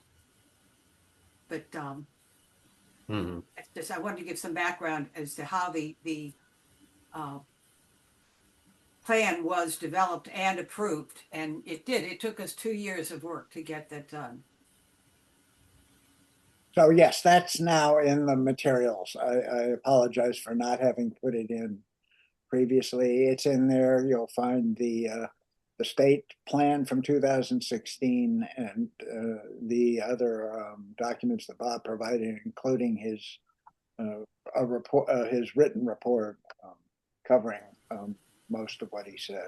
Yeah, there's also the entire index out of the locator, so that'll give you an idea of the scope of the number of boxes that there are, and as well, I gave it an example of a cataloging sheet of one of the boxes, and then also a printout from the Past Perfect program on one of the items. So that kind of gives you an idea will give you an idea of the scope. So this archival locator document is on paper? Or Yes. That's great. Just wonderful. Well, I mean, it probably also is in the file. All right. Okay. As Word files. Okay, so in practical terms, it impacts what we do with our budget, which will be discussed in 2 weeks. Anybody else in the council? Yeah, I have a comment. So this highlights this is just one of the issues we have with knowledge management in this town. And this comes up. We're a town of volunteers and we have turnovers. And you know, we've been fortunate to have a Charlie Charlstrom and a Kathy and a few other people who have so much in their heads. And Charlie tried to transfer that in his document, which was, you know, it's hard to find things. And so I think that, you know, we need to go into a new era here with technology. And I think as we talked about, like the new clerk that's coming in or the manager, whoever this person's going to be, I think the town really does need to put a really big emphasis on knowledge management. You know, capturing what we need, like planning commission. You know, we go through this all the time, trying to find ordinances. You know, it's a project that goes on, and you know, we need to just, you know, put a little bit more focus. Even like with what Eva said, it affects that. You know, we don't know what we don't know, and this is something which, you know, it's nobody's fault. You know, this town's been around forever. But I think that in our discussions with the new clerk and what they were talking about, that whole process, I think we're going in a different direction. I think it'll be really helpful for us. Yeah, and the archiving, once we get it to sort of happen automatically, i.e. every year, then we won't end up with all these boxes and boxes of stuff. So I just had one other question. So we send all this stuff to the archives, to Maryland, to the state. Is there a way can we access what they have? Is that all? Maryland can answer that. Yeah. Oh. Hi. Yes. So far, the only thing that has been sent is from the camp meeting, and that's in what they call a special collection. And we can ask for any of that back. I believe for the 150th anniversary, Pat had a few things brought back and then sent back. We wanted it in the archives in Baltimore for safekeeping. I mean, it's a wood frame building. If it burned down, we would have lost all of our history. That was why almost from the time I got involved, and I got involved because I had experience writing a records management program. My big push has been, let's get this stuff someplace safe. But technically it's not in the archives, it's in a special collection. So it's just a storage. So it's just being stored for us. Well, I mean, everything is recorded. They have an absolute record of where everything is, what's there in the special collection, but Uh-huh. it's not in the archive part. Okay. It's Peter, it's next to the Ark of the Covenant. Yes. I was thinking of that. That, you know, that big room? Yeah. Yeah. Good ending. Thank you. All right. Anybody else? Okay, thanks, Bob. All right, we'll move on to the administrative matters, which is rather extensive. So we're going to start with the permit for operation of summer in the parks. Just by way of, well, I'll let Eva introduce this, but just before I say that, a number of people asked the question this year, recently, as to whether or not the camp was following prescribed procedures and requirements for a summer camp. So we looked into that, we being Ava, Laurel, and John, and myself. And our conclusion from examining state law and without asking for any legal advice is that we, in spite of the anecdotal information provided from others over the years, that we are exempt, that in fact we're not exempt. The program is simply not exempt from requirements. So with that conclusion, the question was, do we continue to do summer in the parks? And get the permit and meet the requirements, or do we punt? Well, since summer in the parks is already off and running this year, the decision was substantially with the willingness of Eva and Laurel to pursue meeting the requirements, which is a permit and a bunch of other stuff. And Eva's going to comment on all of that now. That is the background. So Eva, if you will. Yeah, I put all of this in writing, so I will try not to take up too much time. You can read all the things that I sent to council. But yeah, basically, we already have 30 campers registered. Parents are, they need this. So I don't think it would make sense to not do summer in the parks. It's certainly something we can talk about for next year, but by that time, all of this work will have been done, hopefully. So it won't be as big of an issue. I did talk to someone at the Maryland Department of Health the other day, expressing my, anxiety. Could we get all of this done before camp opens in July? And she said she thought that we had plenty of time. Well, I don't know about plenty, but we had enough time to get everything accomplished that we need to do.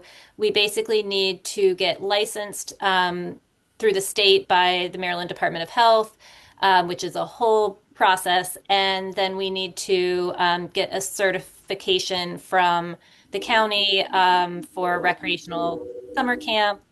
I've been looking into this. Honestly, it's all stuff that we really need to be doing anyway. It's coming up with a written emergency safety and health plan, training the staff. A big one is getting background checks for the staff and volunteers, which is something we haven't done before. It is going to be an annoying administrative burden on me, but were something to happen and it came to light that I had not background checked the employees, I think that would not be good. So that's going to be a big change. But yeah, I'm working on it. I've watched several trainings now about how to comply with the regulations to get us certified and licensed. And I'm happy to talk to people if you have specific questions about it.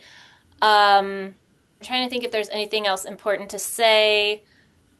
But just, yeah, I'm working to get all of this accomplished by the time the camp starts. Hopefully, maybe even my goal is to get it done way before camp starts, maybe by the end of May, but we do have until July 6th when the camp starts.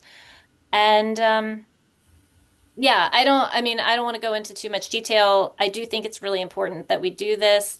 I think it will protect the town. It will protect the staff and volunteers and me in case anything bad were to happen. And it's also just, I think, a lot of good practice.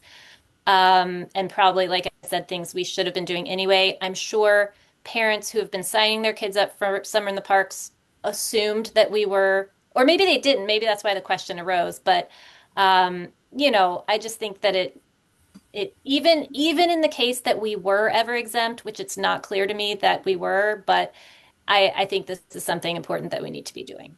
So if anybody has questions, let me know.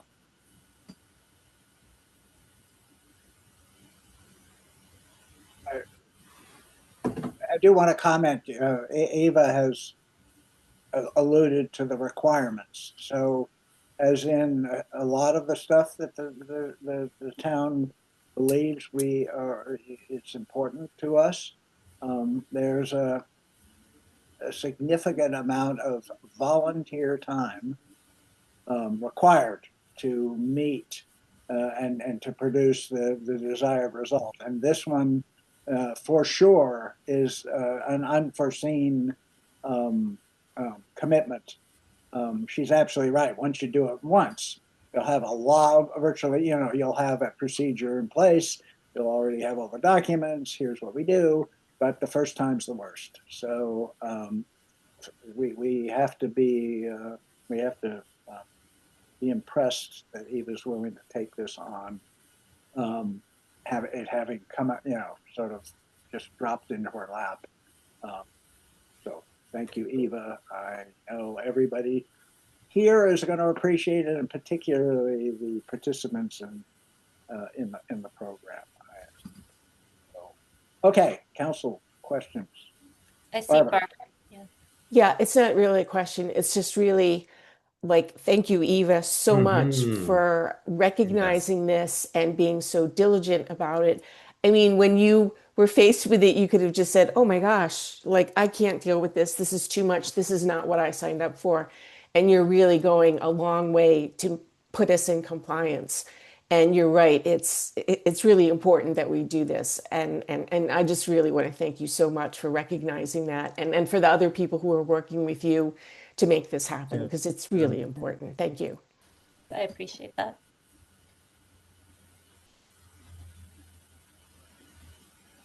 Anybody else? Let's see. I forgot what I put on there. Yeah.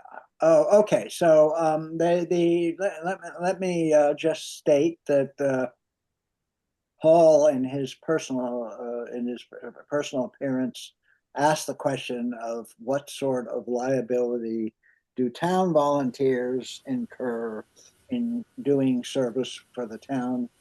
The basic blanket statement is I don't know. So how are we going to know? I will consult with the town attorney. I'll ask Jean Moyer, who has been being the front person with our insurance company, and our legit handles insurance for many municipalities, and you better believe this is a absolutely standard issue. So they should have a lot to say about this. We may know the answer already, but I'm unwilling to give it without reviewing and getting any further input. John, I'm just curious. I know we have the insurer comes to do, periodic check-ins. Were they ever aware that we ran a summer camp? Well, that's a good question. So yeah, they survey the town facilities, by which I mean the lake. They walk around town, the hall, everything else. With respect to our operational activities, to tell you the truth, I don't immediately recall any statements concerning any of those. John, obviously, John, I've not mentioned it to them. My understanding was that Mary Charlstrom had active interactions with them about what we do in town. But I have no basis to say whether she had specifically called that out or not.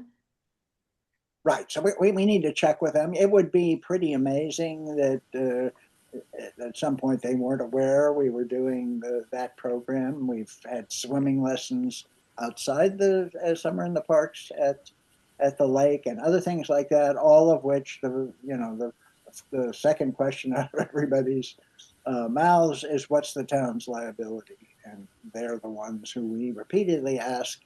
And as you've probably heard many times, the town has substantial liability coverage through Legit for all sorts of dropped balls and, legal issues that might arise. Okay, but that said, we can specifically address this and put together an answer. We'll do better than put together an answer. We'll write something up with basically a status of our liability exposures. Okay. All righty. Okay, so if we're move on from that, I'd like Chris to just do a brief status report on the Hall sprinkler system.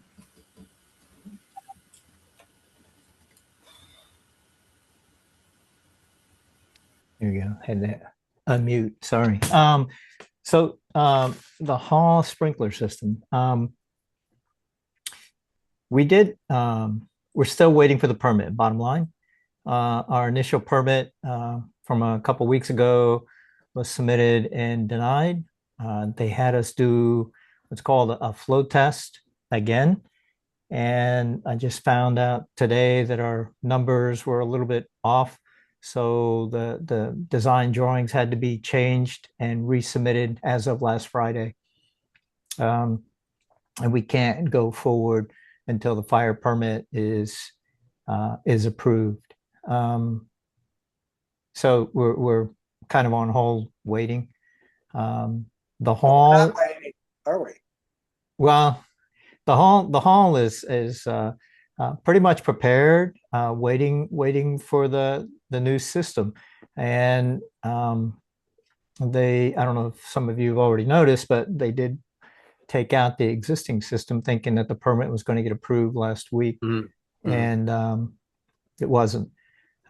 So with that said, I need to emphasize we're restricting access to the hall to 3 individuals, and that's Steve Wirtz, Dane Clark, and myself. So if anybody needs to get into the hall, please reach out to one of us. We're pretty much in construction mode. Yeah, we just can't have people going in and out of that building right now. Okay. And schedule wise, I keep asking about the schedule. These guys, they seem to be pretty much on the ball. They said they were going to try to demo the system like in a day and a half, and pretty much they were able to do that. And then now they're, one of the things that they said was being able to put it all back together in about a week and a half. So we still have, I think we still have a good schedule. Like they're projecting, what is it, March 20th. So we may slip about a week, but once they get the system in, and then it's the restoration process to get the hall back together. Steve has already purchased the wood for the ceiling in the old council room. It came in today. And he said he was going to start working on staining that wood. So there's a lot of prep work that's going on right now as we speak, even though we're kind of dead in the water with getting the new system installed. Any questions? Sorry, but I have to ask you this. What if they took out the old system and they haven't put in the new system? What are they testing? I'm sorry? Oh, if they took out the old system and didn't put in a new system yet, yes. What's the test that they have to do? Well, no, the test is Really? done. So when they pulled the old system out, and we had this thing called a flow test, which we had to get WSSC to come out, and they connected to a hydrant down by the circle and another one over by town hall, and they opened up the system, and they tried to figure out what the water, how many gallons per minute we were getting, and the water pressure. We gave them that data. And the reason the permit was denied apparently was because the system is 30 plus years old, and the reviewer wanted to get better data from what's called the riser. So from within the pump facility, we had to do another flow test. And Chesapeake Fire was able to do that. And what they found was, we're getting about 10 pounds of pressure less than expected. And so the design had to be changed a little bit. I guess some of the pipes had to be increased in size. And now we're waiting for that second review to get completed. Okay, thanks. Okay, thank you. So it would have been a miracle of the first magnitude for this permit to go through without questions. I fully expect additional issues, but if we're lucky, they will simply write a list of things we need to do in order to pass an inspection that were not on the plans, and we can decide whether they make sense, agree that they make sense, and go ahead and do it. And so that, if we're lucky, that was what will happen next. Yeah, one of the things that was mentioned in an email, and they said they were going to look into it some more, was because the pipe dimensional changes that had to be done, to meet the second flow test requirements in design. The sales guy, his name's Melvin, said that they're going to take a look at that, and we may have to adjust some of the costs for larger pipes. But I'm not thinking that that's going to be much at all. If it is. So yeah, that's kind of where we're at. Okay, and well, I think the council should also be aware that in the process of preparing the hall for the sprinkler replacement, it opened up the opportunity to consider some additional upgrades. One of them was the lights in the old conference room. It was recommended that we change the lighting cans to LED fixtures. As Chris is now showing a piece of wood that was discovered next to one of those cans, charred. So clearly something got pretty dang hot, and enough to char the wood, which is a pretty frightening thought. So the LED cans are much lower heat output, much safer. They're also a different design, of course. So we're going to put in new cans. The ceiling's being replaced with new wood. That's what Chris told you about. In the main hall, several items were discussed. We did some research on and have decided to replace the fans with larger, a more slightly zoomier design, still wood, which should certainly fit the hall just fine. So we're going to put new fans in. In addition, it's an opportunity to put in some insulation batting above the lower ceiling. Everyone knows there's the wooden ceiling that you see, and then there's access to among other things, the sprinkler system, but also all the way up to the roof, and there's no insulation. So the opportunity to put some insulation in, put a foot of insulation in most of the ceiling. I guess Steve put down, or somebody has put down, plywood on the rafters to be able to work with the sprinkler pipes under that. So in that area, you can't, if we're going to leave those the plywood for walking on. If you're going to leave it there, you can't put 12 inches. You can only put a thinner. But plan is to do all of that. All of that is relatively small expense compared to the whole overall project. So that's the plan, is to do those additional things. There may be more as things are looked to put together. All right, if there's no further questions, we'll move on. Next item is reapproval of locking the tennis court gates. There is a motion on the before the council to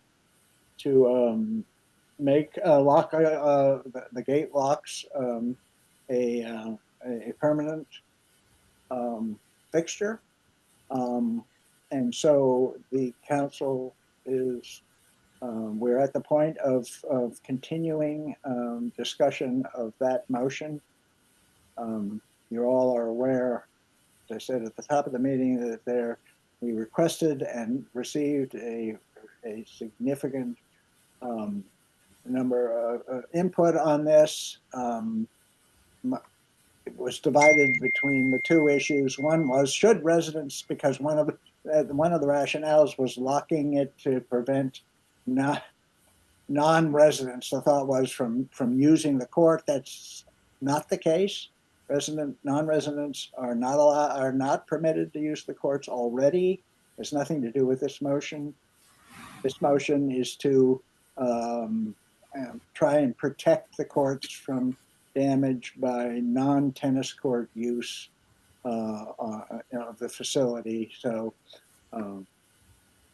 I'm just going to summarize. It's clear that if we're locking the courts, obviously you have to have access to the combination. So there will be, if we prove this, there will be signs at the gates indicating who to call, more than one person, get the combination to the gate. And those people will just be responsible for determining whether it's a resident or not. So the idea is not to make it difficult to get in, but to simply ensure that it's for the use of tennis courts for tennis, or the garden for that matter, for that purpose. Okay, with that preamble, any discussion on the motion to approve locking tennis courts? Barbara. I oppose the motion to continue to lock them. A few years ago, we passed a resolution saying we were going to try to make our town more welcoming. And even though the rule says non-residents are not allowed to use the court, having a lock on it really sends the message of exclusion. Later tonight, we may be discussing a statement about welcoming immigrants and protecting their rights. And it seems like we want to protect immigrants and welcome them, but we don't want to welcome them into our facilities. So I just really think it sends the wrong signal. I've seen the photographs of the purported damage, and we don't know who's doing that damage. There are things like wheel marks on the court, which I don't see how that's damage. So I just don't really see any good reasons why we want to do that. Thank you. I'm kind of neutral on the tennis courts / pickleball courts, but I researched the clay courts, and there is not one facility in Maryland, as far as I can see, that has a clay court that's open to the public. A clay court is very high maintenance, it's expensive, and it's very easy to, if you don't have the right shoes on, or it's very easy to cause a lot of damage to it. And I mean, it's ironic saying we're locking the clay courts because anybody can just go over that little fence anyway. But it does keep out dogs, hopefully, unless they can jump the fence. But I mean, I definitely can't imagine why we would let that be open. And I think, John, Yeah, Barbara, I always try to agree with Barbara. But in this case here, I think that, there's certain things that you can just go too far with trying to do certain things. I think the town is incredibly welcoming compared to, I can't imagine a town anywhere that is more welcoming to other people than Washington Grove is. And I think that our playground group is making, is really showcasing what the town is trying to do to invite our neighbors. So, you know, but my point was what you made is that if we want to open the courts to outsiders, then we need to go back into the original ordinances and look at changing that, not do an ad hoc thing right now with the tennis courts. Mary. As you said, John, it's kind of two separate issues, locking it and who can access the tennis court. So I think if the original reason that we locked it was to protect the courts, that really hasn't changed. But I think the next step should be, should we open it to non-residents, and how do we go about doing that? And I agree with you, Barbara, that against the things that we've been trying to do, which is be more welcoming to residents. But I think there is a lot of suggestions offered about the sign up sheet, so that non-residents could access it. And again, there's different municipalities that done it differently. It don't have to reinvent the wheel. But I think my main point is I think it's separate. I think locking, we decided that made sense for the reasons that we voted on it, and separate out who can use it.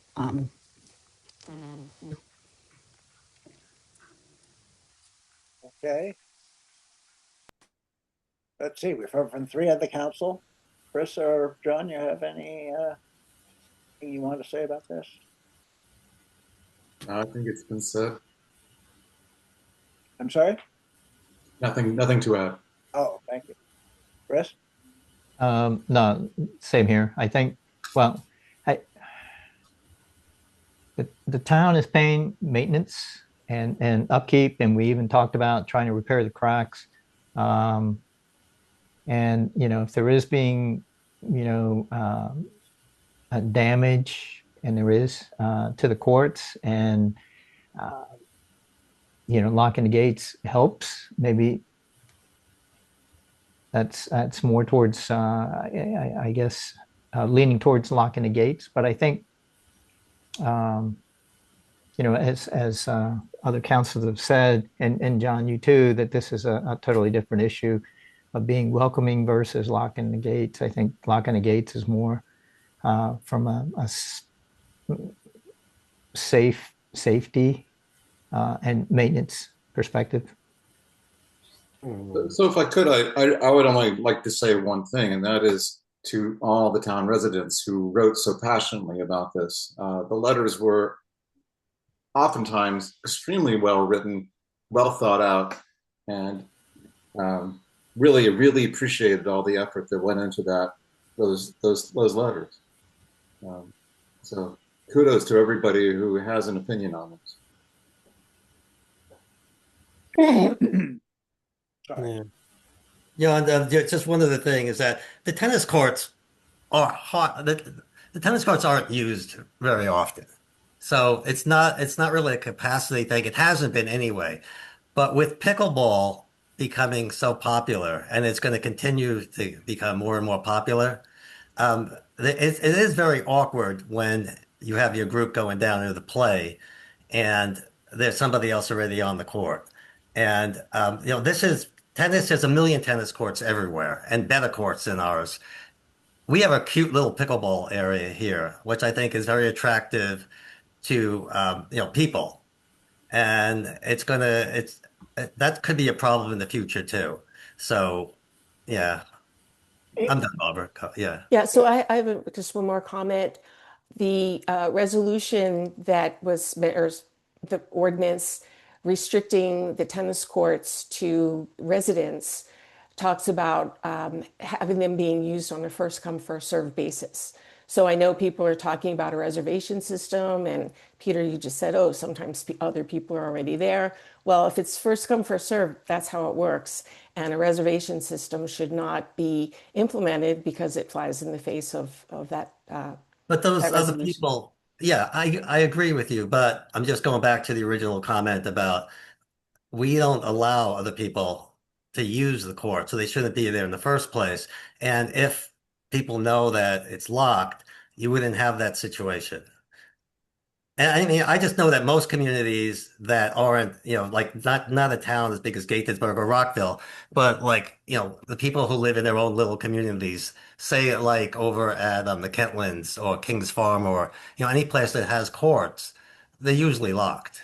Those are private courts. Those are Well, that's what run by ours are. homeowners association, and we're a Well, municipality, which is yeah. different. Well, I know, but we're the same size or smaller than those communities. Okay, no, I'm not, like I said, I'm fine with whatever we do. I just think the clay courts though should be protected. I don't vote, but I do have a comment that the first come first serve is indeed in our resolution, Mhm. which could be changed if we had a easy to use sign up system.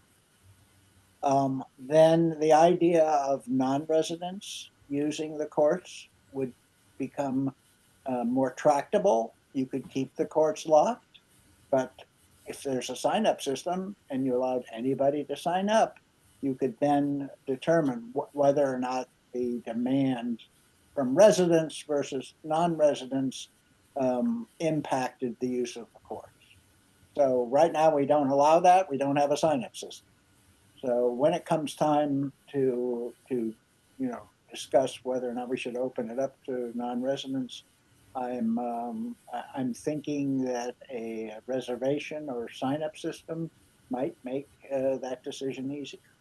I did some research on this, and there are security systems just for tennis courts that combine locking mechanisms and a sign-up system to get instant passcode to the court that is updated on a continuing basis. So a passcode right now is not the same passcode as from an hour from now when you make a reservation. I'm not sure what the expense of those systems, but they're prevalent in sporting facilities. Mhm. Anyway, that's for a discussion. Yeah, another time. Relevant for non-resident, welcoming everyone to use a sign-up system. If there are no further comments, we'll move to a vote on continuation of the locking of the courts. All in favor? Repeat what we're voting. Are we voting in favor of the lock?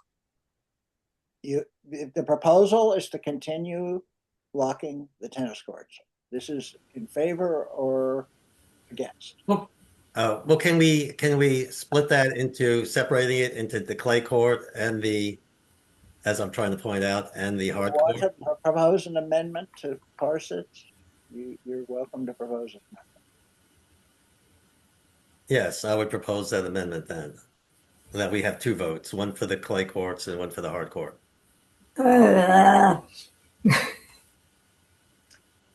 Peter has proposed to amend the motion to separate actions for the clay court versus the hard court. Is there a second to the amendment proposal? I second it, Barbara. Okay. Can I just ask a question? People, has there been any change with the fact that these courts have been locked? I mean, this was a trial period to see, how it worked. I mean, has there been complaints, or has there been any improvement in the amount of, damage to the court? Or I guess we did a trial, and on what basis are we re-examining what we decided before? Well, let's ask those who pay attention. Meredith, you're still here. Or has there been any new damage to the court since the courts have been locked? I Linda? noticed a couple things today. There's a mark that looks like somebody, it could be anything. It looks like a hammer hit it. Like it's not a crack. It's very strange. I have no idea how it got there. The system has worked ideally for us who use the courts. It's, Okay, the question was about damage, though. If there is yeah, there are a couple things, and of course the cracks have gotten larger. You know. Linda, anything to contribute here? Yeah. I feel like there's far less damage and far, don't forget, we've also have a garden area that people wander in, and that's up for grabs too. I have no idea how we're going to isolate the clay courts without creating a system to keep outsiders from hopping over the fence or doing stuff on the clay courts. So in my mind, it's an entire area that needs more protection. There's so many courts available in parks and other areas where people can play. I think our situation here encourages outsiders to come play on all the equipment, and then let's go into the tennis courts and see what's going on there. Let's kick balls around. Let's hop over nets. Let's pull the nets down. And that's the type of thing I've seen in the last so many years. It's just very, very difficult to monitor and to repair. And I just think with the facilities available to everyone in this area, and with ours being so small and specific, I'd just like to see it in a better protected situation. Okay, thank you. All right, any of the council comment that we have before the council is an amendment to consider the locking of the clay court separately from the hard courts. No further comments? All in favor of amending the motion as described? I see 1, 2, all opposed? 2, abstain? Mary, you didn't vote. Oh, I did. What did you vote? I voted for it. For it. So that's 3 Yes. votes in favor of separate actions on locking the clay court and the tennis court. So the motion's been amended. So let's handle the clay courts first. Do we have any further discussion on continuing locking the clay courts? If not, all in favor of continuing locking the clay courts? And that's unanimous. All right. So the next second part of the action is continuing locking the hard court. Any further discussion? Okay, in that case, we'll vote on that. All in favor of continuing locking the hard court? That's 3. Opposed? All right, that passes. So both courts will continue to be locked. And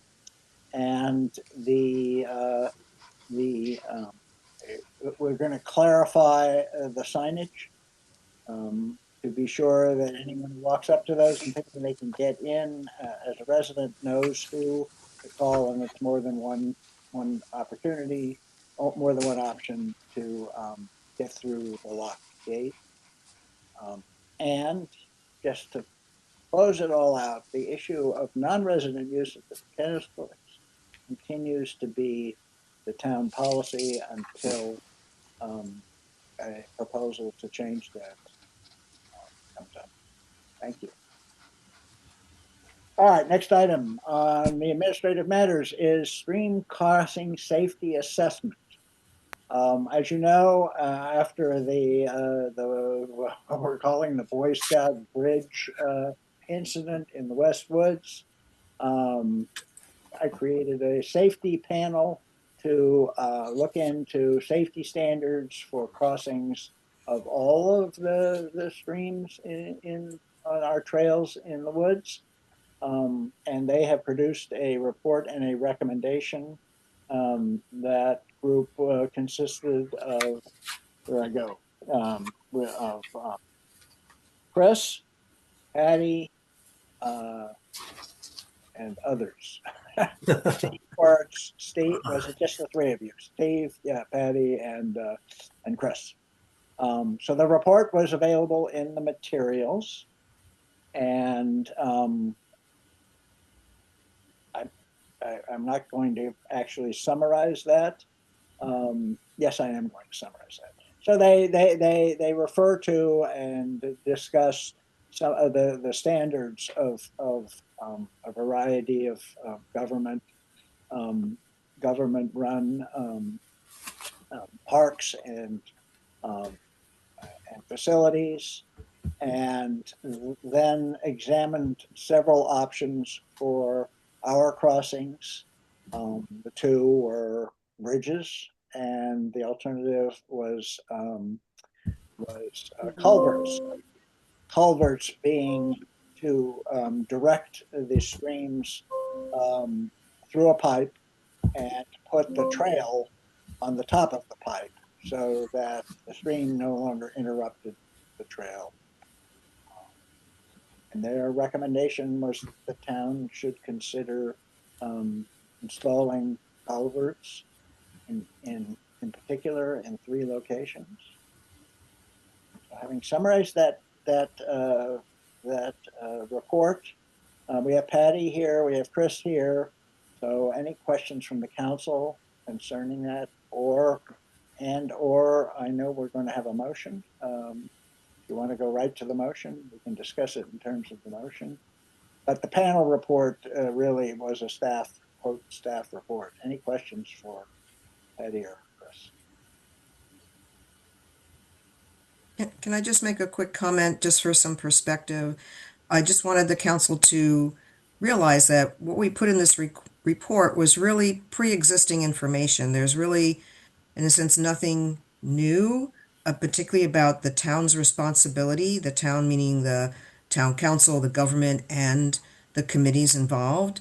This was information that pre-existed, that talked about the town's responsibility overall to maintain, basically our town lands, right, and our trails, and those are stream crossing issues, and making decisions about whether to put in bridges or culverts or crossings.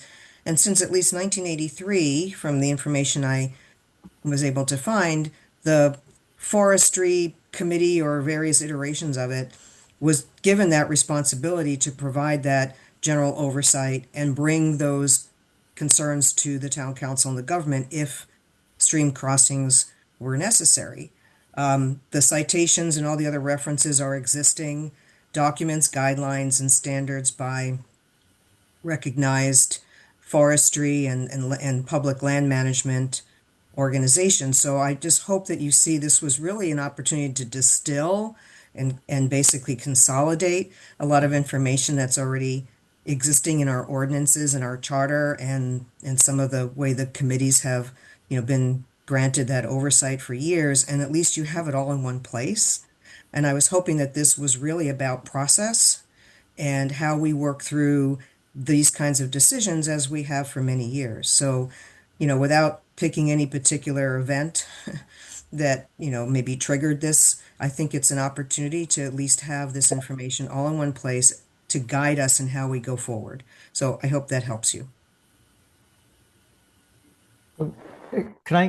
John, can I get you to put up the pictures in the report, maybe? So that, Want to see the pictures? yeah, so that the residents can see, what. I have the report if you don't have it handy. I have it. Okay, brilliant.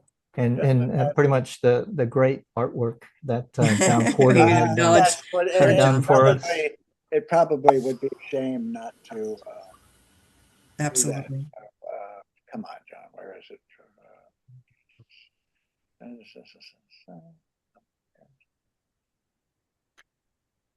There it is. There we go.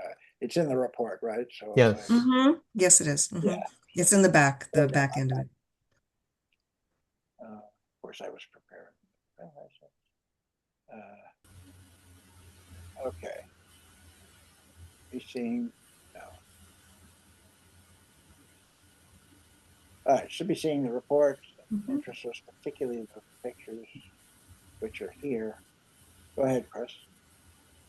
Well, I can, this was what the committee did is they took some pictures of some existing stream crossings on a trail. This is the Maple Trail footbridge. And then our resident AI renderer known as John Porter created this to show this is not what it looks like today, but this is what it might look like if you use the culvert rather than a bridge. So it's a great, looks as real. And the next one is an example with, if you needed to have some handrails. Those are, optional or site specific. And again, a lot of that is based on the guidance documents that we reference, those documents that have been prepared by National Park Service, Appalachian Trail Council, USDA Forest Service. I mean, all these, land management, professional land management agencies that create these guidelines and standards because they work with each other, and those are the professionals, right, that create and manage trails. One of the things I wanted to bring up is looking at Maple Avenue footbridge. I mean, that footbridge has been there for a long time. We've actually had to repair it several times. Some of the foot planks get broken over the years. And one of the questions that came up had to do with aesthetics. Not just functionality, but, the aesthetics, right, of walking through our woods. And isn't it nice to walk over a footbridge? Well, yeah, I know. That one, frankly, is fortunately just kind of sitting on the banks of that stream that fortunately over that stream along Maple Trail has not really eroded, significantly over time. It's very different in the West Woods for those of you who may not be familiar. The East Woods has been very fortunate. It's been buffered by our town residences and the neighborhoods around us so that it is a floodplain, but it's not been really subject to a lot of the heavy flooding that's going on right now in the West Woods because of runoff from the roads and the other townships around us. So that little footbridge has kind of, sustained itself for a long time. However, when you think about walking through the woods and just sort of being immersed in the woods, and you look at the culvert option that John provided, it just seems to me it sort of blends in more nicely than that sort of, footbridge is just kind of plunked there. The footbridge has served its purpose, for a while. I've also noticed that over time, folks who have been riding bicycles on that trail in particular, they didn't like to go over the footbridge because there's a little bit of a step up. And what they have done over the years is they basically did a cross cut across the stream in front of that, and they have actually created some erosion on the stream banks over some years. And you can't maybe appreciate it, but on the other side of the footbridge towards the back of that photograph, people have actually just taken their bike and just ridden across the stream, and they created a lot of erosion. We've tried to put up hurricane fencing and other obstacles over the years, but some people just decided they didn't want to have to deal with the footbridge, so they carved their own path. So, as far as the Woods Committee goes, we've been monitoring and maintaining the existing footbridges, and even there's a couple of culverts. You can look at the map, John, if you want to, scroll back down to the East Woods map. We already have where all those yellow X's are. Those are where some of the footbridges are, like the one I just showed you on Maple Trail. There's also a couple of culverts that have been in the East Woods, some for quite a long time. There's right now, if you look at the Franklin culvert, that's a corrugated metal culvert. That pre-exists me, and I've been here for 30 years. That metal culvert is actually collapsing on itself. It's rusted, it's metal, it's corroded, it's past its life expectancy. So something needs to be done there anyway. And we'll likely try to replace it with another culvert because culverts seem to be not kind of a one size fits all, but they're much simpler to to engineer in a way, or to create and to place, and they sort of fit well with our woods. In that when you're walking across a stream crossing with a culvert, you don't even realize, it just kind of blends in with the background. We'll have to put some riprap in there as well. The one up at Bradford Crossing at the upper right-hand corner, that one is a relatively new one because we had to create that when that little stream was getting a little more widened or deeper. And we had to actually reroute an older crossing to a safer spot. And that is right now a black plastic corrugated culvert. I had some extra photos. John, you may not have, decided to have those available. But there, if you ever go back into that section of the East Woods, you don't even recognize what you're walking over, but it becomes just a lovely, easy path to get across the little stream. So just a suggestion, we talk in the report about the pros and cons of both bridges and culverts. We came up with a recommendation to prioritize for our purposes, for our cost, for our labor, for our maintenance, is that culverts seem to, that's the Bradford crossing. And you can't even tell that it's there unless you really look towards the foreground. You'll see a little sort of black corrugated pipe that's kind of sticking out, there you go, towards that sort of front right corner. And otherwise, because that's at a time when some of the, vegetation is overgrown in the summer. But otherwise, you're walking across that and the stream's on opposite sides of you, but it's safe and it's just packed with dirt and it lasts for a long time. So we had prioritized the use of culverts as sort of a priority first because a lot of our streams are relatively small and easily maintained with culverts. But again, that's for your information, and we explain more in the report, the pros and cons between the costs for constructing bridges and maintaining bridges, and also how they do and do not actually reinforce the stream banks underneath. Culverts will. A full pipe culvert actually protects the entire stream bank with the riprap on either end of it. So I'll stop there. Thank you. All right. So the recommendations were to use culverts. Chris, you expressed the intention to make a motion. Do you want to go ahead and do that at this time or not? Yeah. If I could, to get a vote, I make a motion to adopt and approve the recommendation in the East Westwoods stream crossing safety assessment document. Right. So, all right. So, I have a huge amount of frustration that I'm trying not to show right now, in that I 5 times a week in the summer, I run past the lake, past the dog park, down into Kelly Park and back, and I meet some of the other Grovers who run that. And it is so aggravating every time there's one very deep gully type thing there, which is incredibly dangerous. And ever since I've been here, it's been difficult to get across there. It's also difficult sometimes if you go along the lake to get to Kelly Park the other way. And what I find really frustrating is that is one of the those two are used a lot by people not in town to get across.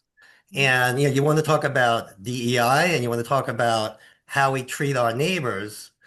There's no way of getting it. And when Whetstone was done, once again, Grove residents don't go down there. They don't see it, but it's part of our town. It's a big part of the West Woods.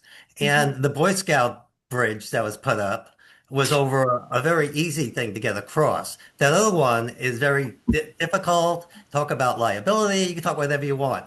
But, I think that now that we're talking about the bridges, I'm just disappointed that crossing did not even come into the conversation.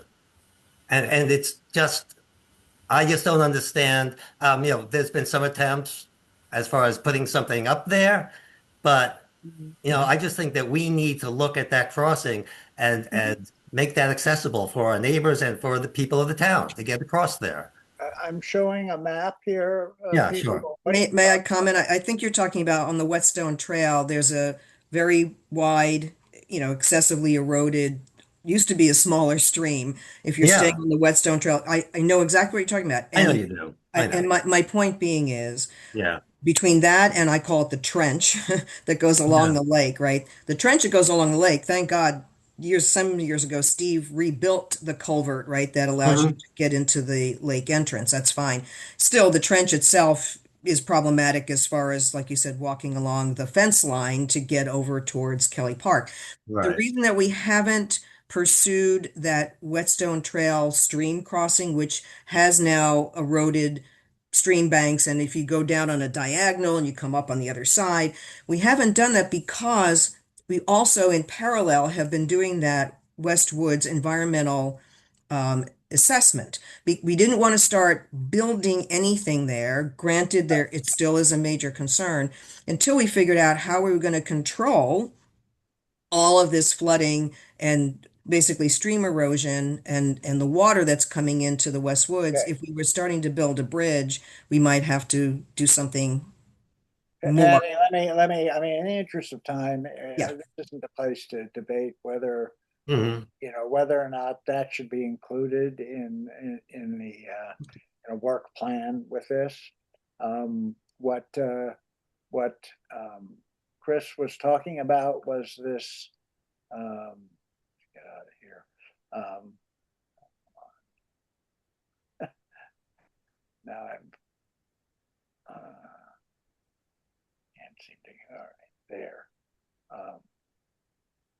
Is this recommendation here to use the culverts where they indicate some expense, which is useful to know. Okay, so they're talking about culverts. What are we talking about in expense? Here it is. $1,000 to $1,500 per pipe. Some riprap. That is some stones on either side to make sure that the culvert's not eroded away, and some labor.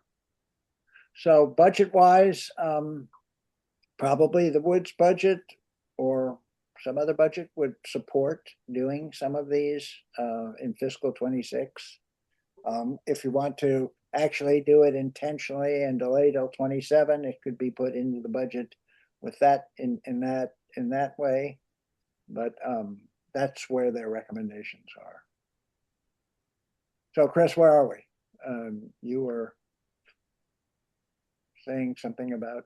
Well, I guess so. Bottom line regarding budget too, Patty and I were talking, and it seems like there's some money in the Woods budget that could cover at least two immediate needs, and then we could look at putting or requesting, I guess, to put more money in to do some others in the next fiscal year. We could cover it. It's not a problem. So, yeah. Notwithstanding Peter's comment, which is important, is that that's a major construction project, bridge or whatever, Peter. Okay. And until we figure out how to deal with the stream restoration issues in the West Woods ongoing, you're right. And it's something that we may have to tackle separately because it's going to be a major construction. So let to me fix suggest that be brought up as a separate discussion. Correct. Okay. You want to forward that, suggest it for the agenda as to, you heard That's what fine. Patty's feeling was, at least for now. Chris is simply, I think you were looking for council agreement that moving ahead with culverts in the at least the three that were named would be appropriate. Why is this even a council? Like, I could see this being a council. I mean, it's great information and it's great work, but this is like a repair and it's in the budget. Why are we don't have to vote on it, right? Well, okay, so you want the Woods Committee to just do it, and then you're going to say, "Oh my God, why did they do that?" And not do the bridge I want? Okay, very simple. I mean, this is it's better for the council to say, looks good to us. Mm-hmm. So Okay. Yeah. This is, I think Looks good. that's, Okay. so make a motion specifically. We still have a motion on the table that Chris did, right? What was it? That's what I was trying to do. Motion to adopt and approve the recommendations used in the report. That's as vague as I could get because I couldn't catch it all. That's it. Okay. And there was no okay. second. Okay, then that does deal with 4. I'll show it again, just so you know what when you're adopting the report and recommendations, this is what you get here. The 3 footbridges and the one culvert to be have new culvert work, and the Westwood Poplar Trail to install a culvert in place of the Boy Scout footbridge. And Peter, look at the last sentence. It says this is ongoing, right? This is part of a safety committee issue as well. We'll work with the safety committee. So what's the total cost of this? $10,000 probably.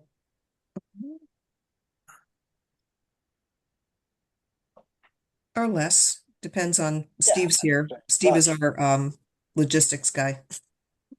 Well, who's going to do the work? Are we going to put it out to bid or? Well, Peter, I heard you volunteer. Bring your bucket, wheelbarrow. No, seriously. Like, So if you take a you look, know who will do the work. We'll ask for a proposal from either Steve, and who will, if it's one of his freebies, or we can use RJ.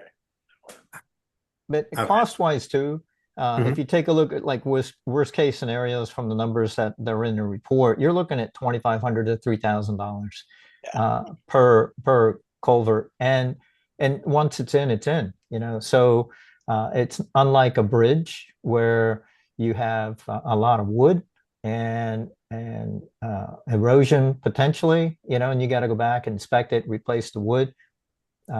Culverts that I've seen in the woods, and that's what Patty's saying too, some of them are metal and they need to be replaced because they just rotted out, and that's been years. And so that's one of the reasons that we wanted the council to look at this report and endorse the direction that we wanted to go in for safety on the trails. And it's, to stay clear of bridges.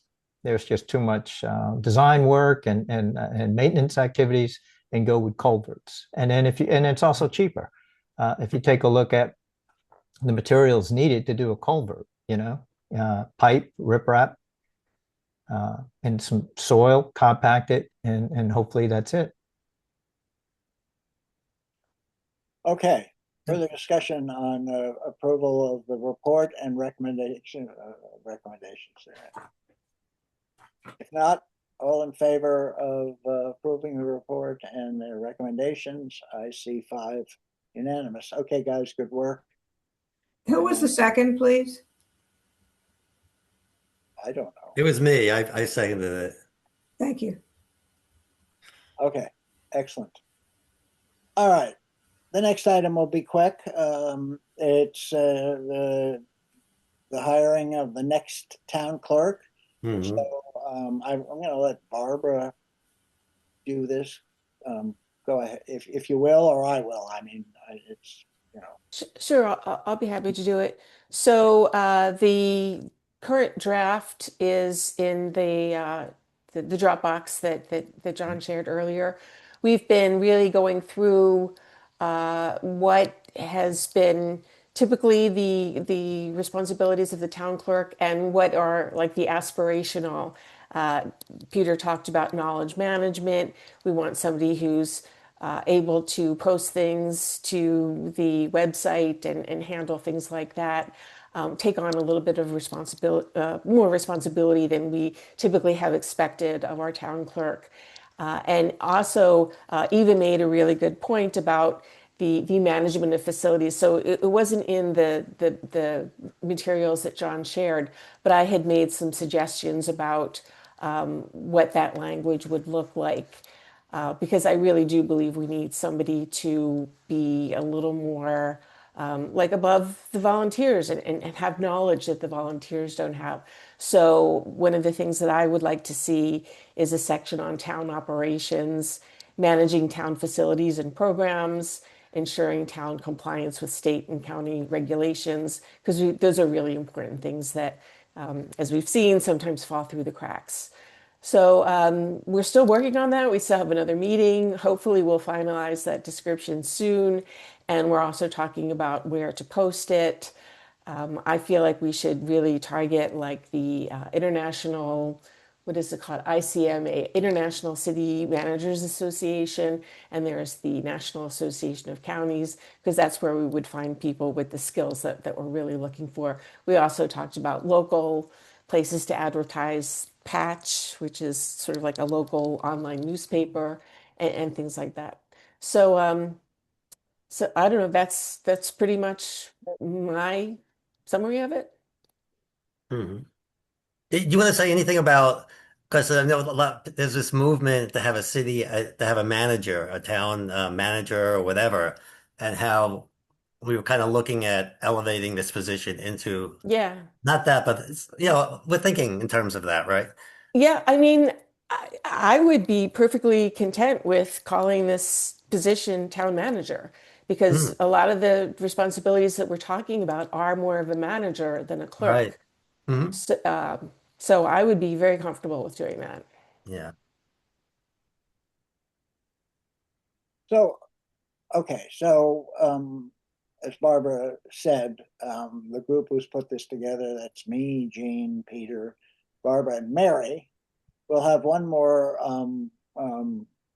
shot at at adding some of the things Barbara mentioned, and considering what we want to call the position. I think since we're having a meeting on March 23rd on the budget, that it would be appropriate for the council to simply rubber stamp the job description and intentions. Obviously, we have to have a budget to go along with this position, which is part of the recommendation. So we can deal with that on the 23rd.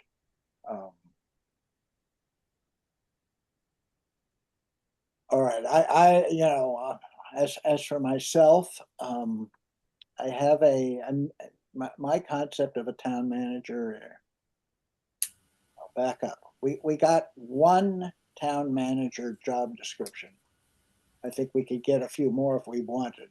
They all roll in functions of of the treasurer, some of our vendors. The town manager descriptions look like a job description for 2.5 people, yet they're one person. So I'm a little bit leery of what other town manager positions seem to encompass, Hmm. with as opposed to what Washington Grove Right. needs. Right. I'm going to just make a comment because I'm thinking of it right now. The question of meeting state standards, operational standards, and requirements. If you guys don't know, Jean Moyer, our treasurer, has really been working, I would say a third of her time, maybe more, on HR related, so I'll call it HR related, personnel related stuff. A lot of it is to make it easier for the treasurer's life to, with all the part-timers we hire. But a lot of it is to improve our procedures and our descriptions and what have you. She also works with Legit.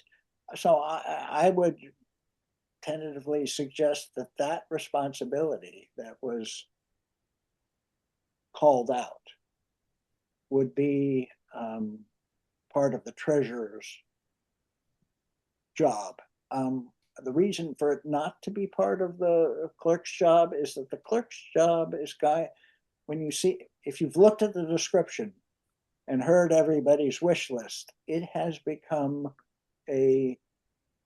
I think, an overwhelming responsibility. I may be wrong. Maybe it's just my. No, you're right.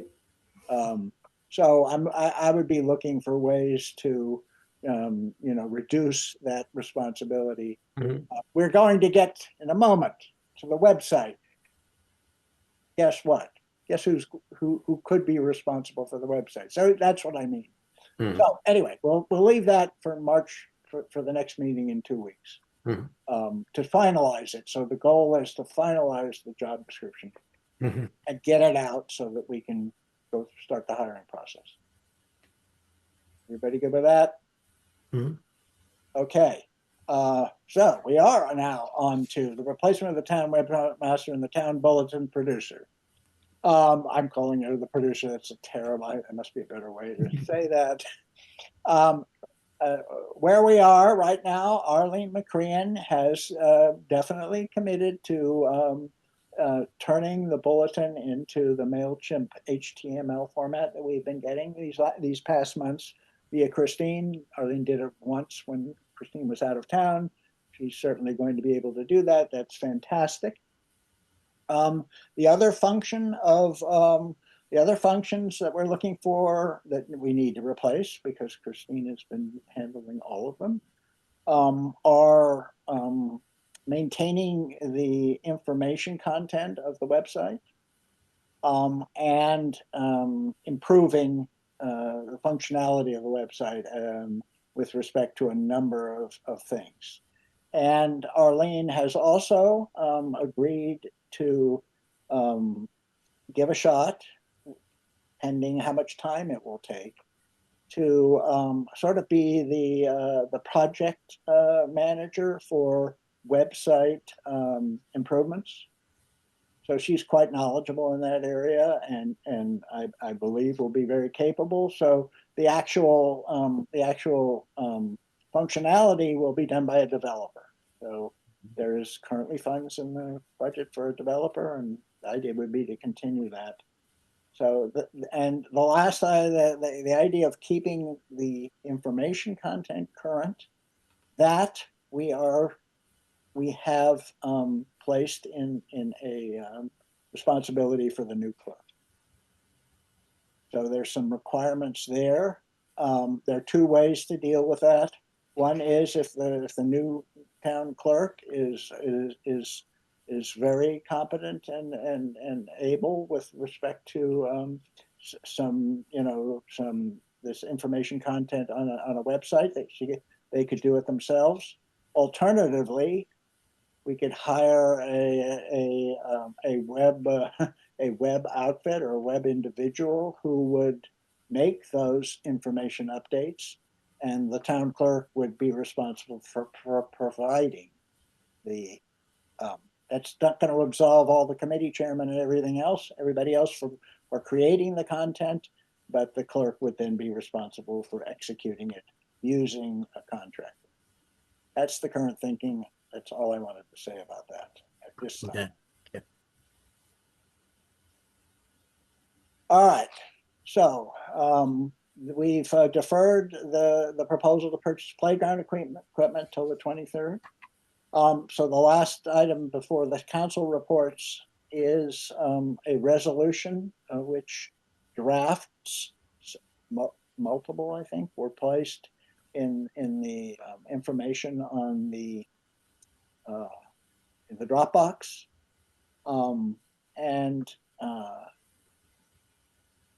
I sent out earlier a draft for comments. I did get some comments and suggestions from Barbara, which made, I felt, material alterations. Material, not in the sense that it invalidated the resolution, but it just had a different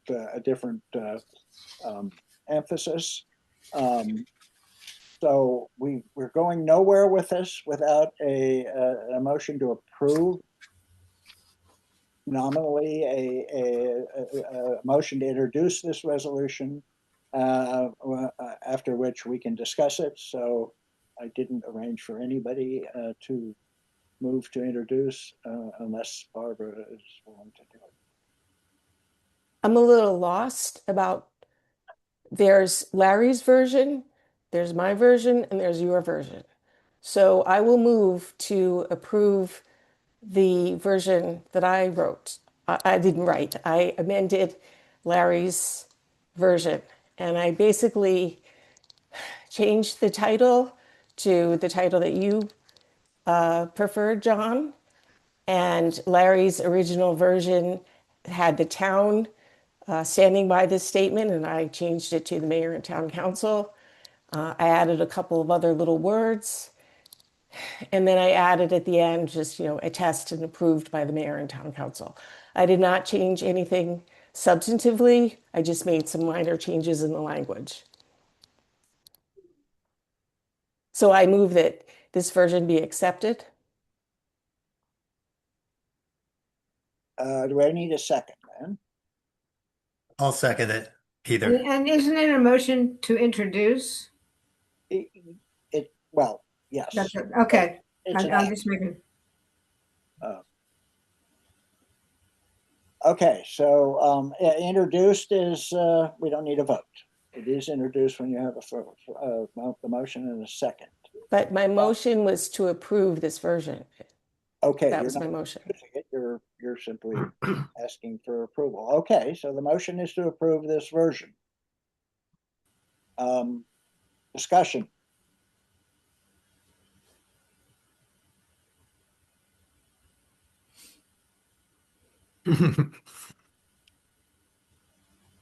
No discussion.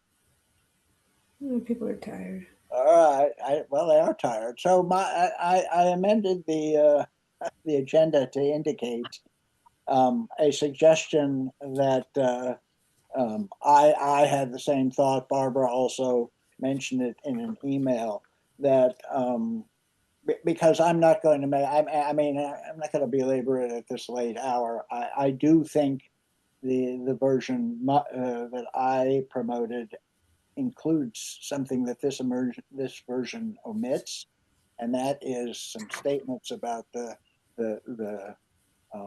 civil rights of individuals in the United States and how that's what needs to be recognized by the federal government. And this and Larry's version did not specifically call that out, and I believe that that's the strongest thing we can actually say.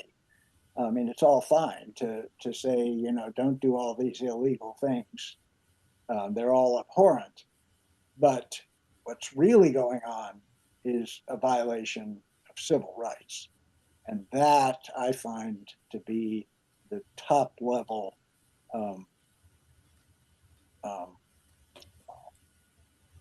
unconstitutional, un-American, I could go on and on, thing that's going on.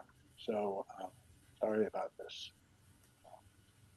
Anyway, so my opinion, that's just my opinion at this point. So the suggestion at this late hour, unless people want to just move to a vote on this, which is your prerogative, is that we name a group, a subset of the council, to take a look, kind of discuss this, and come back with their recommendation, and then act on taking an action.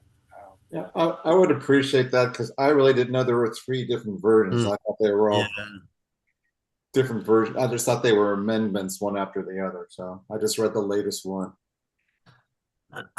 They are amendments. There's Larry's original, then John's amendments, and my amendments. So there's 3 versions. My only concern would be timeliness, is like another month, because this is, I mean, nobody's going to read this so closely that, it's just really us just supporting something. And if you all think that it's fine to wait another month and not, weigh in, I'm fine with that. But it seems like we should really get moving on it.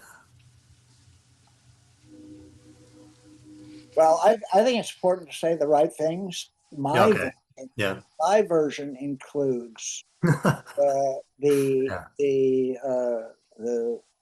direction to deliver it to our senators and the president. I don't know if the president is in there, but Barbara, would you have a objection to adopting John's version instead of your version as the one we? Yeah, I do object to it because I think Okay. it makes it much longer. The whole idea of sending it to the senators, that's included in the document, which we don't have to say we can send it to whoever we want. It's much longer. I think we should try to stick to one page if possible. We're sending it to a senator who reads it, his staff. They get hundreds of messages every day. They don't need, 2 pages of us saying every single thing we think about this. It's enough that we make, strong points, boom, boom, boom, boom, boom, and then move on. So I think that we should just do it. I mean, we could wordsmith it for the coming month, and then next month come back and wordsmith it some more, but I just don't think that's necessary.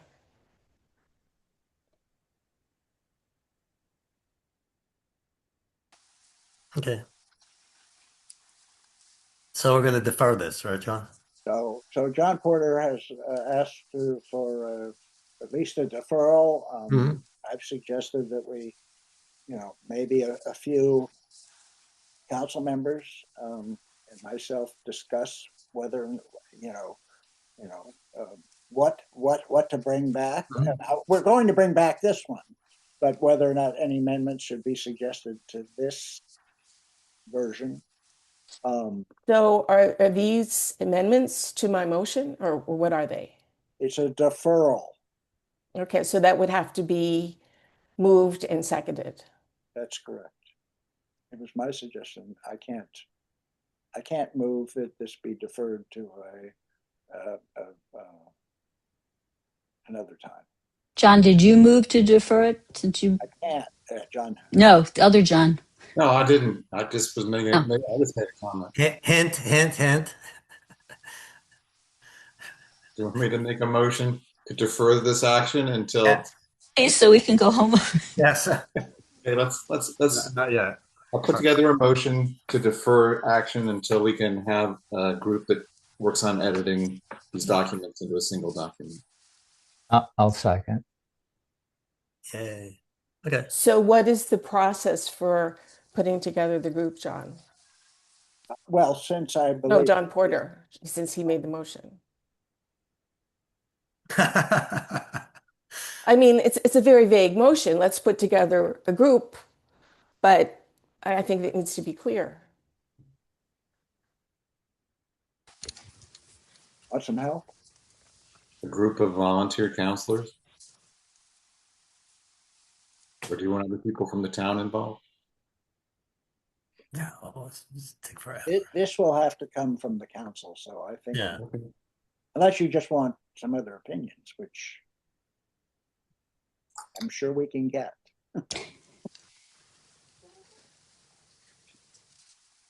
But so John, I would like to see John, Barbara, and maybe you'd want to have, since Larry did the original version, Larry, the 3 of you can work it out. Okay. Okay. Barbara and I have already been back and forth about her a number of the points she just made in favor of what's before the council. To me, the length is irrelevant. I think it's extremely vital that it specify that it is intended for the government of the United States. We can certainly send it to anybody we want, but the intention is that the message goes to those who are responsible for changing this policy. Otherwise, it's just griping, in my opinion. But you're arguing with us. We don't care. I know. I'm just You and trying to Barbara say. I'm only saying that. Yeah. But Barbara and I are probably going to continue to Oh. on that. So if you put us together, we need some other opinion. So I think the person that made the Larry, motion. I'm sure, would be happy to lend his. I'm not sure you want. I have probably the least opinions of anybody. You're perfect for that. All I said was I didn't know there were 3 distinct versions. I thought they were all versions of the same document. So yeah, they are.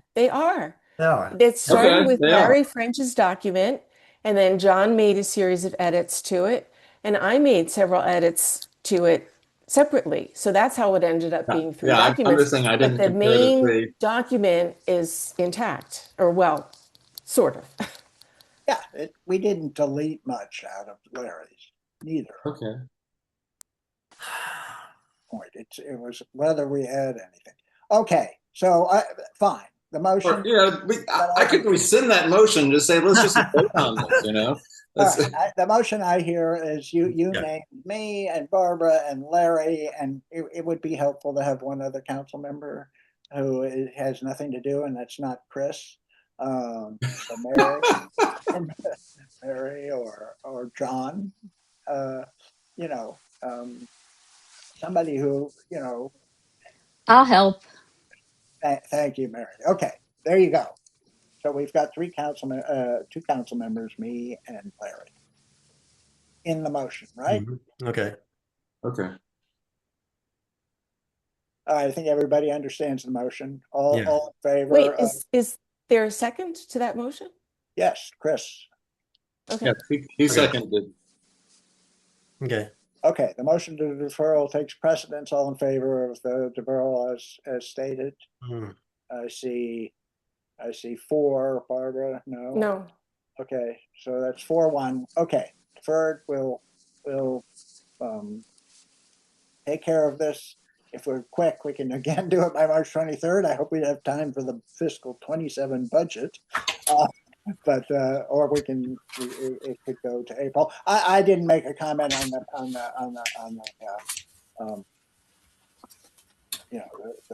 how quickly this should be. Unfortunately, I don't see any sign that these activities are going away anytime soon. If we had a functional Congress, that might happen. So I think it's still going to be just as timely in April as it is today. Okay, good. That's just my opinion. Things All are right, good. So we're moving right along to the town council reports. I have a few John, sorry to cut in. I have a question about the playground. We thought we weren't going to present tonight, and then we were put back on the agenda, and then we skipped, and we're still here. And that's because it was the issue of, I think Peter raised the question of spending this year's money, right? Right. And I was going to say, because I've been getting text messages that there was a question. No, it was a question of whether the playground equipment, the train, needs to go through the RFP process or not, which is crucial that we know that. And I would, if you're okay with this, I would make the motion that based on our understanding of the uniqueness of what they want to get, that we do not go through the RFP process for this purchase. Can I do that? Yeah. Okay. I'll second it. Okay. My recommendation. I don't see how this can be competitively bid. Good. Okay. Yeah. Okay. I'm not going to say anything. I just motion. Okay. This is Mary. I second that. Okay. Any discussion on that? Just yeah. Just a quick comment. Without an RFP, I guess the concern that I have, and try to make this quick.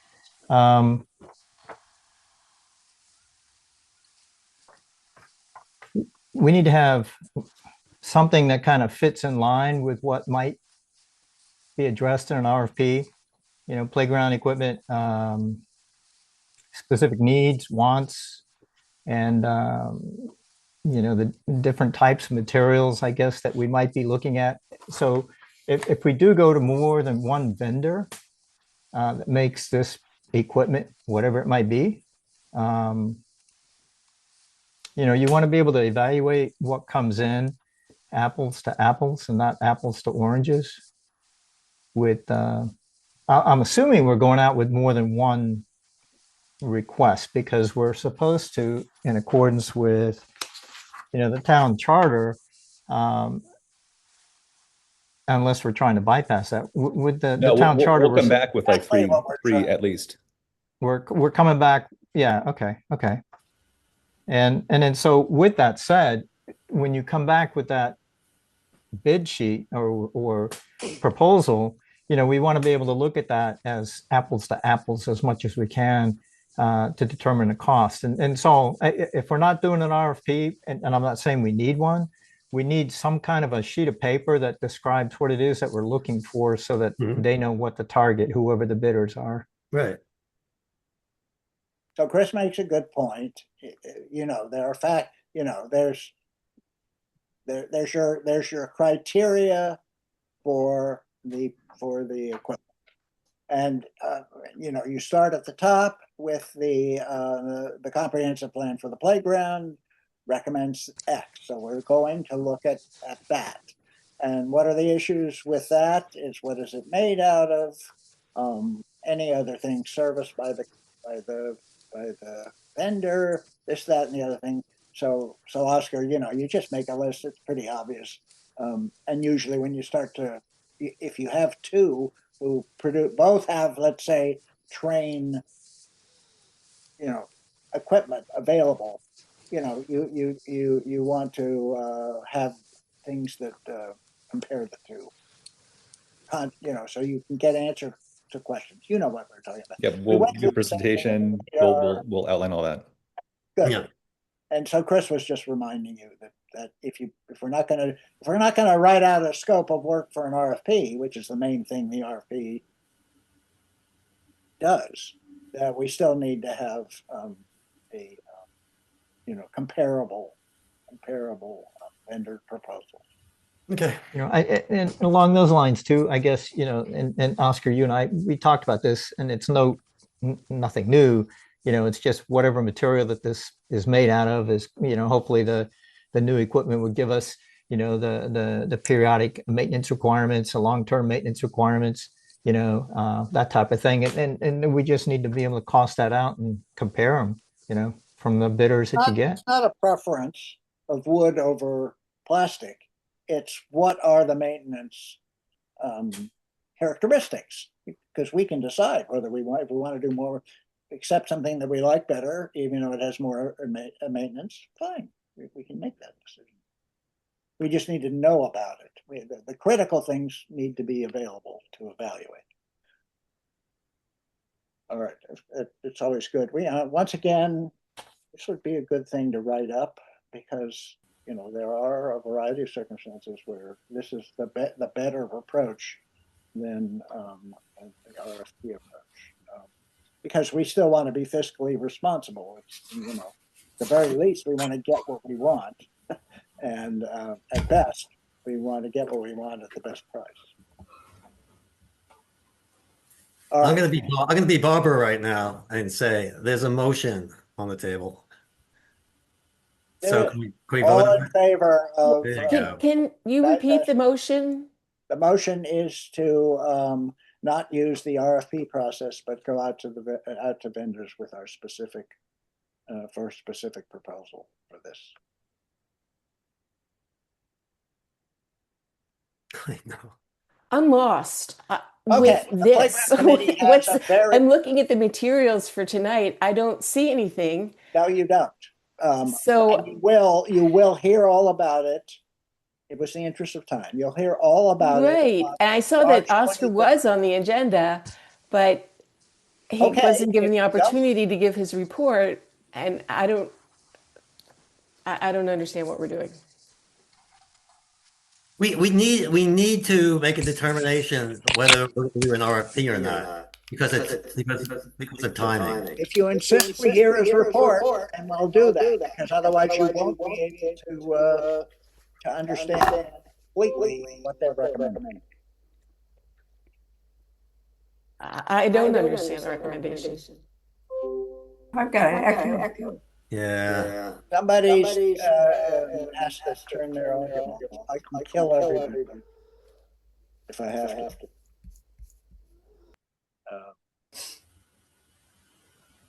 All right. All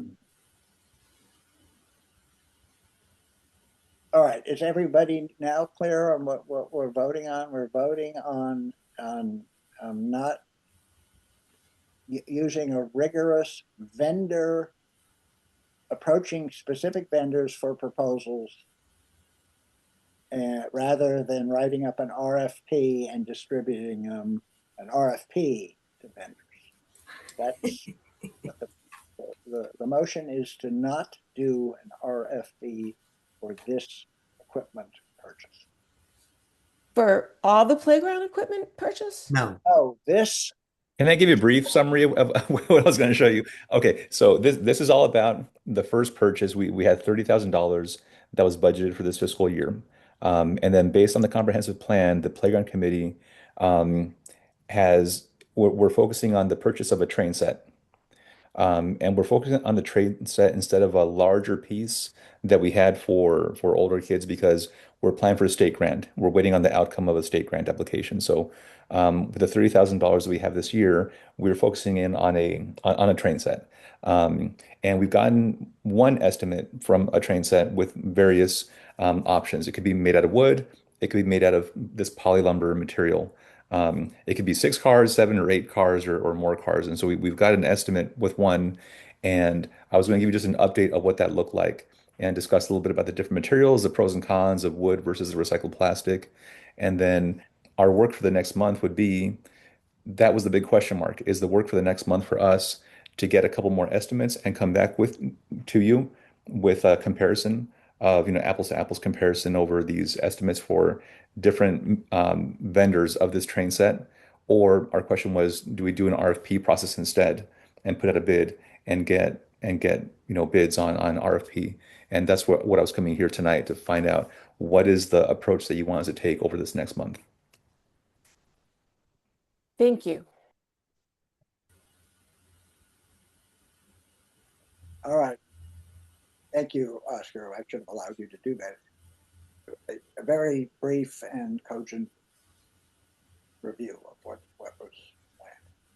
Okay, so we have the motion for the council. Any further discussion? So I have a question, like, what is our authority for not doing an RFP? Like, how do we just decide when we want to do an RFP and when we don't want to do an RFP? I thought we always had for an RFP. There are no requirements for an RFP.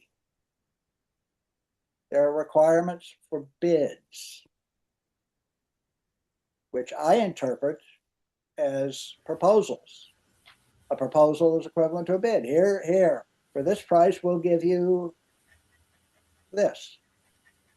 An RFP, what an RFP does is we give our specifications and they have to provide what we want. And if they don't provide what we want, we can decide whether we're going to go with that or not. But we've already thought out what we want and we put it down on paper and distributed it to as many vendors as we think might be interested. Whereas the other way is we identify the vendors, go after them, ask for a proposal, and if they didn't give enough information, refine the information and evaluate those proposals and then decide which one it's still a responsible way. It meets the bidding requirement. It just doesn't require the advanced creation of RFP. And if anybody here has written an RFP, you know how long that can take. Yes. Sure, we have a bunch of boilerplates now. But for example, the landscaping contract, we wrote an RFP for that. It took us about 2 or 3 months to put that together. And, now we know we've got it. So we do issue that RFP several times. So anyway, okay, that's just my opinion about the requirements of the charter and the town's policies versus RFPs. Hey, John, could I just mention when you talk about the charter, it's general provisions, paragraph 57 that talks about purchasing and contracts. And there's no mention of RFP. I thought there would be, but there isn't. It just talks about getting bids, sealed bids. It talks about awarding the contract to who offers the lowest of the bids, quality of work, time of delivery, completion, responsibility of bidders considered to be at the council's and mayor's discretion. Yeah, So it goes on to say, if you don't pick the lowest bidder, you need to have a reason for it. yeah. Yeah, I was surprised not to see RFP in there. Like, like Barbara was saying, it seems like everything we did had RFPs, but so it's not like we're violating anything No, in the town charter. no. I think John also mentioned that we're basically purchasing a product, not a service. So it's pretty black and white. We know what our product we want to buy is, and we just decide who has the best price or whatever quality. So the thing in the and again, we're belaboring this too much, I think, but if you read the charter, it doesn't distinguish any differences. It even says, that it's for equipment, services. It lists it all. The biggest difference, I think, is that there's got to be a way to compare, and that's why I brought up apples to apples. There's got to be some kind of a spec sheet with your wants and needs that everybody could, the bidders could address, and then that way we could look at it equally. You don't want. Well, it's up to how the playground committee wants to send out their so-called bid proposals. Okay. When it comes back, it's got to be analyzed, and we, the counselors, need to understand, right, what's being proposed.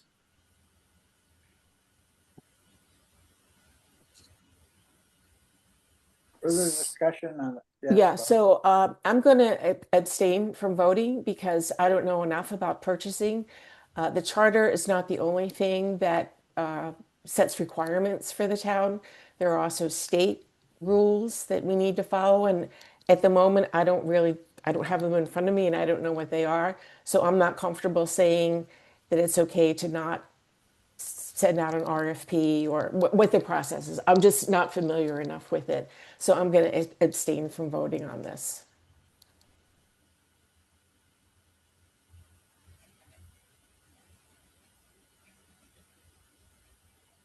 Ready for vote? Well, just to say, I mean, I don't know all the legalities of it at all. I kind of understand the concept of what we're talking about, and we'll vote on that basis, but not in the sense that I understand all the implications. As far as I'm aware, they're not set. Somebody has their audio, and it's a change from what it was.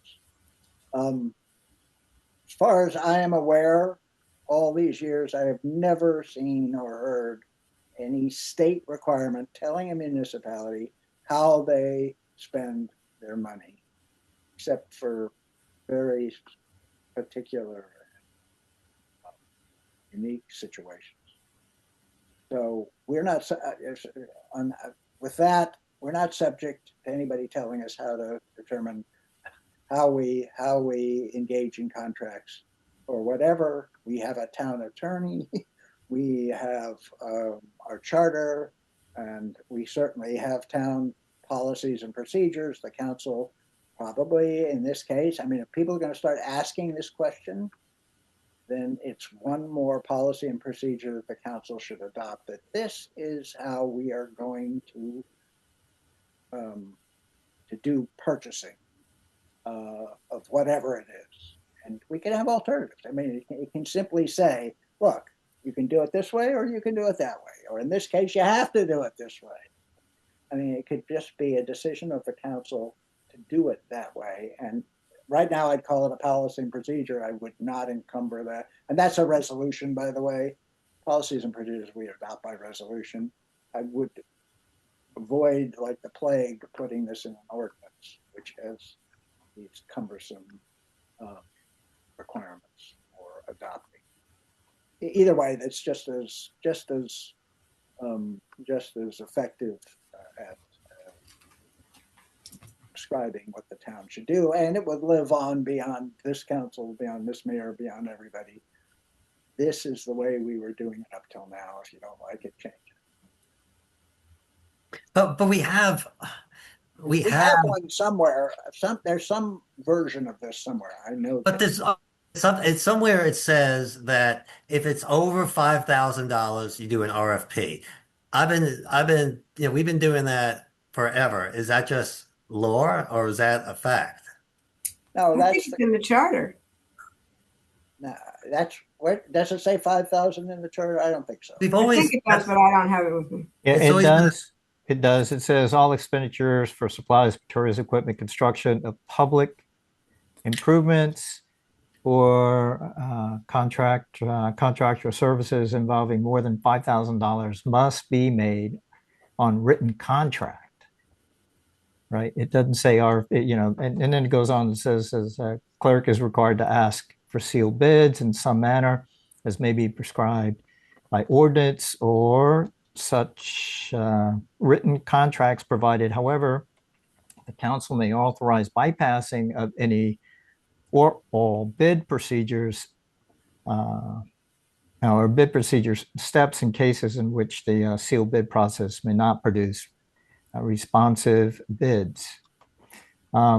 It does go on to say that it's talks about contracts. The whole thing is contracts. Such written contracts must be awarded to the bidder who offers the lowest or best bid, quality of goods, work, time of delivery, completion, responsibility of bidders being considered. That's all it says, and this is the town charter. Mhm. And the only thing is, and again, I can't emphasize enough. We have to go out with something. And it sounds like Oscar plans on doing that. Because if you go out with, hey, I want a train set in this case, you're going to come back with all kinds of weird stuff, and it's going to have to go through council approval for the expenditures. And if it's not what the council is happy with, any one of us or multitude of us, then it's going to be shot down. So, it's best to go out with a set of wants and needs for the bidders to come back so that we could all look at it collectively as counselors to feel comfortable with what we're going to be approving. Okay. We can do that. So can we vote and see where we're at? We're still discussing. If somebody wants to call the question, we can cut the discussion short. But we can talk forever because apparently we can. Yeah. I just want to throw out. I mean, oh no. Statements notwithstanding that have been made in the last 15 minutes. Mhm. I really know of no incidents that I am aware of over many, many years where a purchase has been done in the town in some sort of, attempt to bypass fiduciary responsibility or low bid process or substandard quality, whatever. I simply don't know of anything. And I kind of feel like citing the idea, this town has operated rather well without checking off the 20 formalities that must be followed with everything. And so it really is counterproductive to question whether we're spending money on a playground piece of equipment responsibly if we bypass the RFP process. There are a lot more specific things to think about to spend the money responsibly than to be using an RFP, unless you think, we're overspending. That's what the RFP is designed to get you the lowest bid. Okay.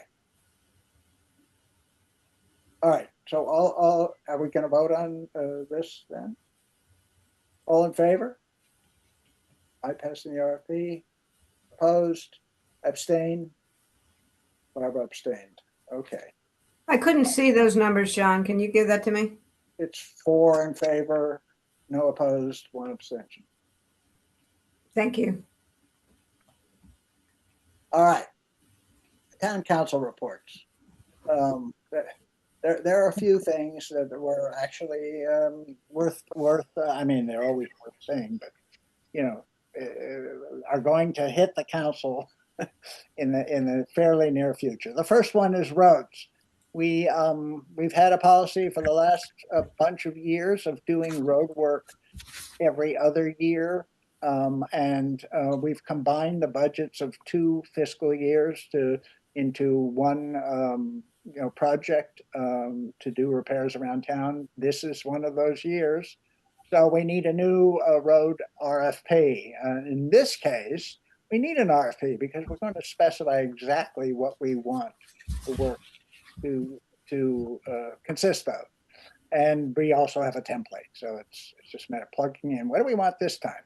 So that needs to be done. And the idea is to get the work done in June or in early July. You can entail the money across the fiscal years. And the main thing in the way of doing that is to assess the condition of the roads in town to prioritize where to do resurfacing. So I have a spreadsheet which I created, which talks about lots and lots of the road segments, all of the roads sometimes broken down. And so I'm going to look around town and assess where what areas need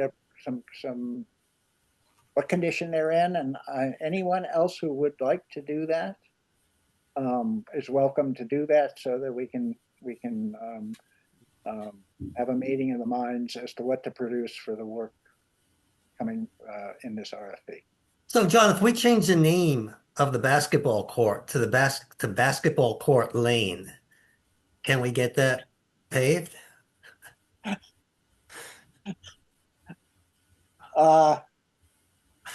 Anything's possible, but all right. I wouldn't like to see that. Yeah, right. Well, we'll work on that, Peter. Okay. Okay.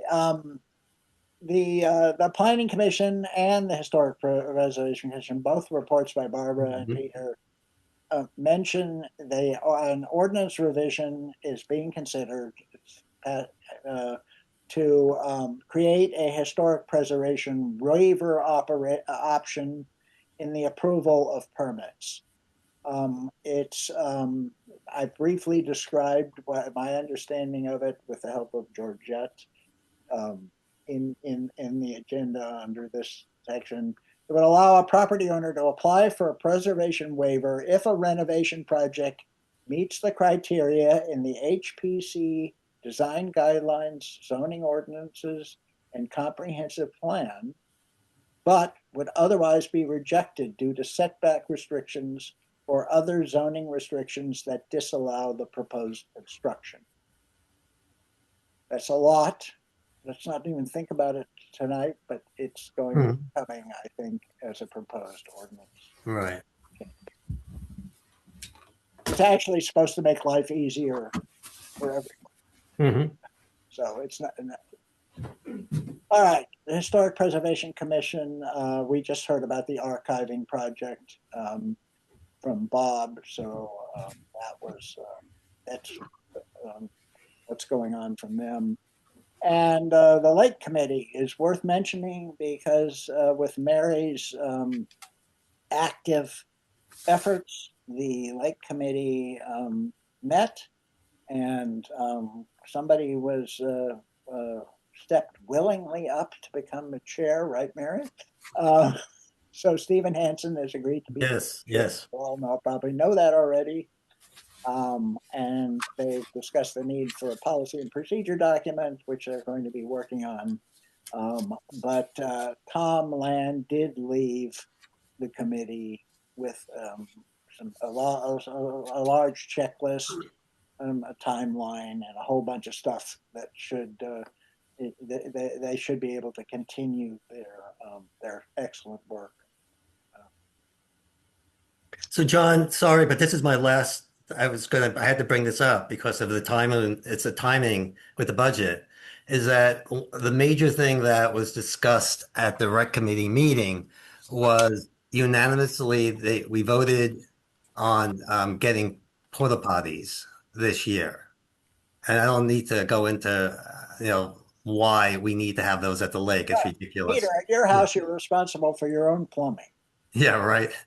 So so is that something that it's going to be like, it's under 5,000, doesn't need an RFP. Is that something that the council needs to vote on?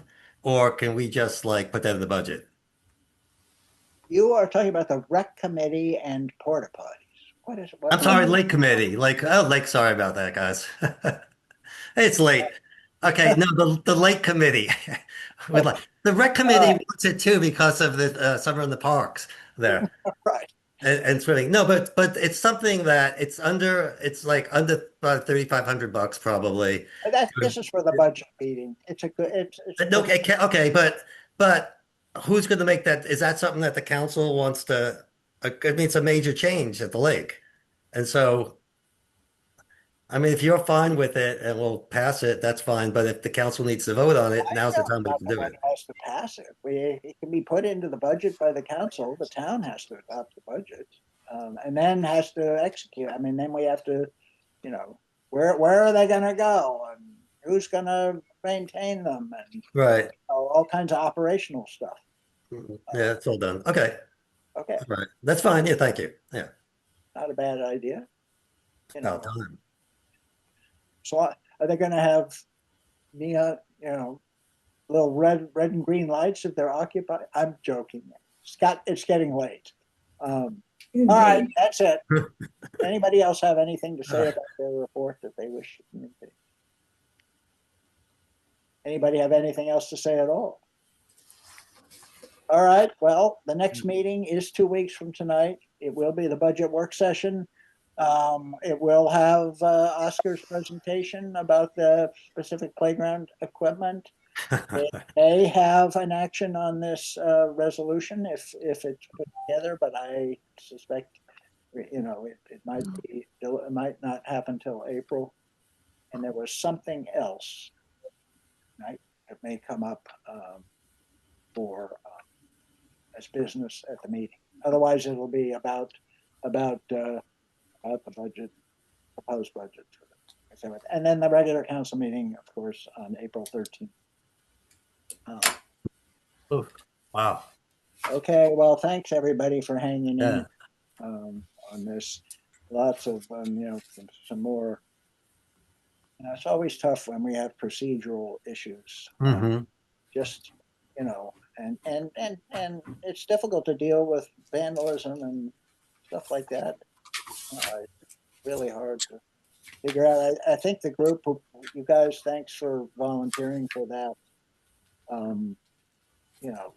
See if really there are any practical ways of reducing these incidents. Okay, thanks everybody. Thank you. Good night, everybody. See ya.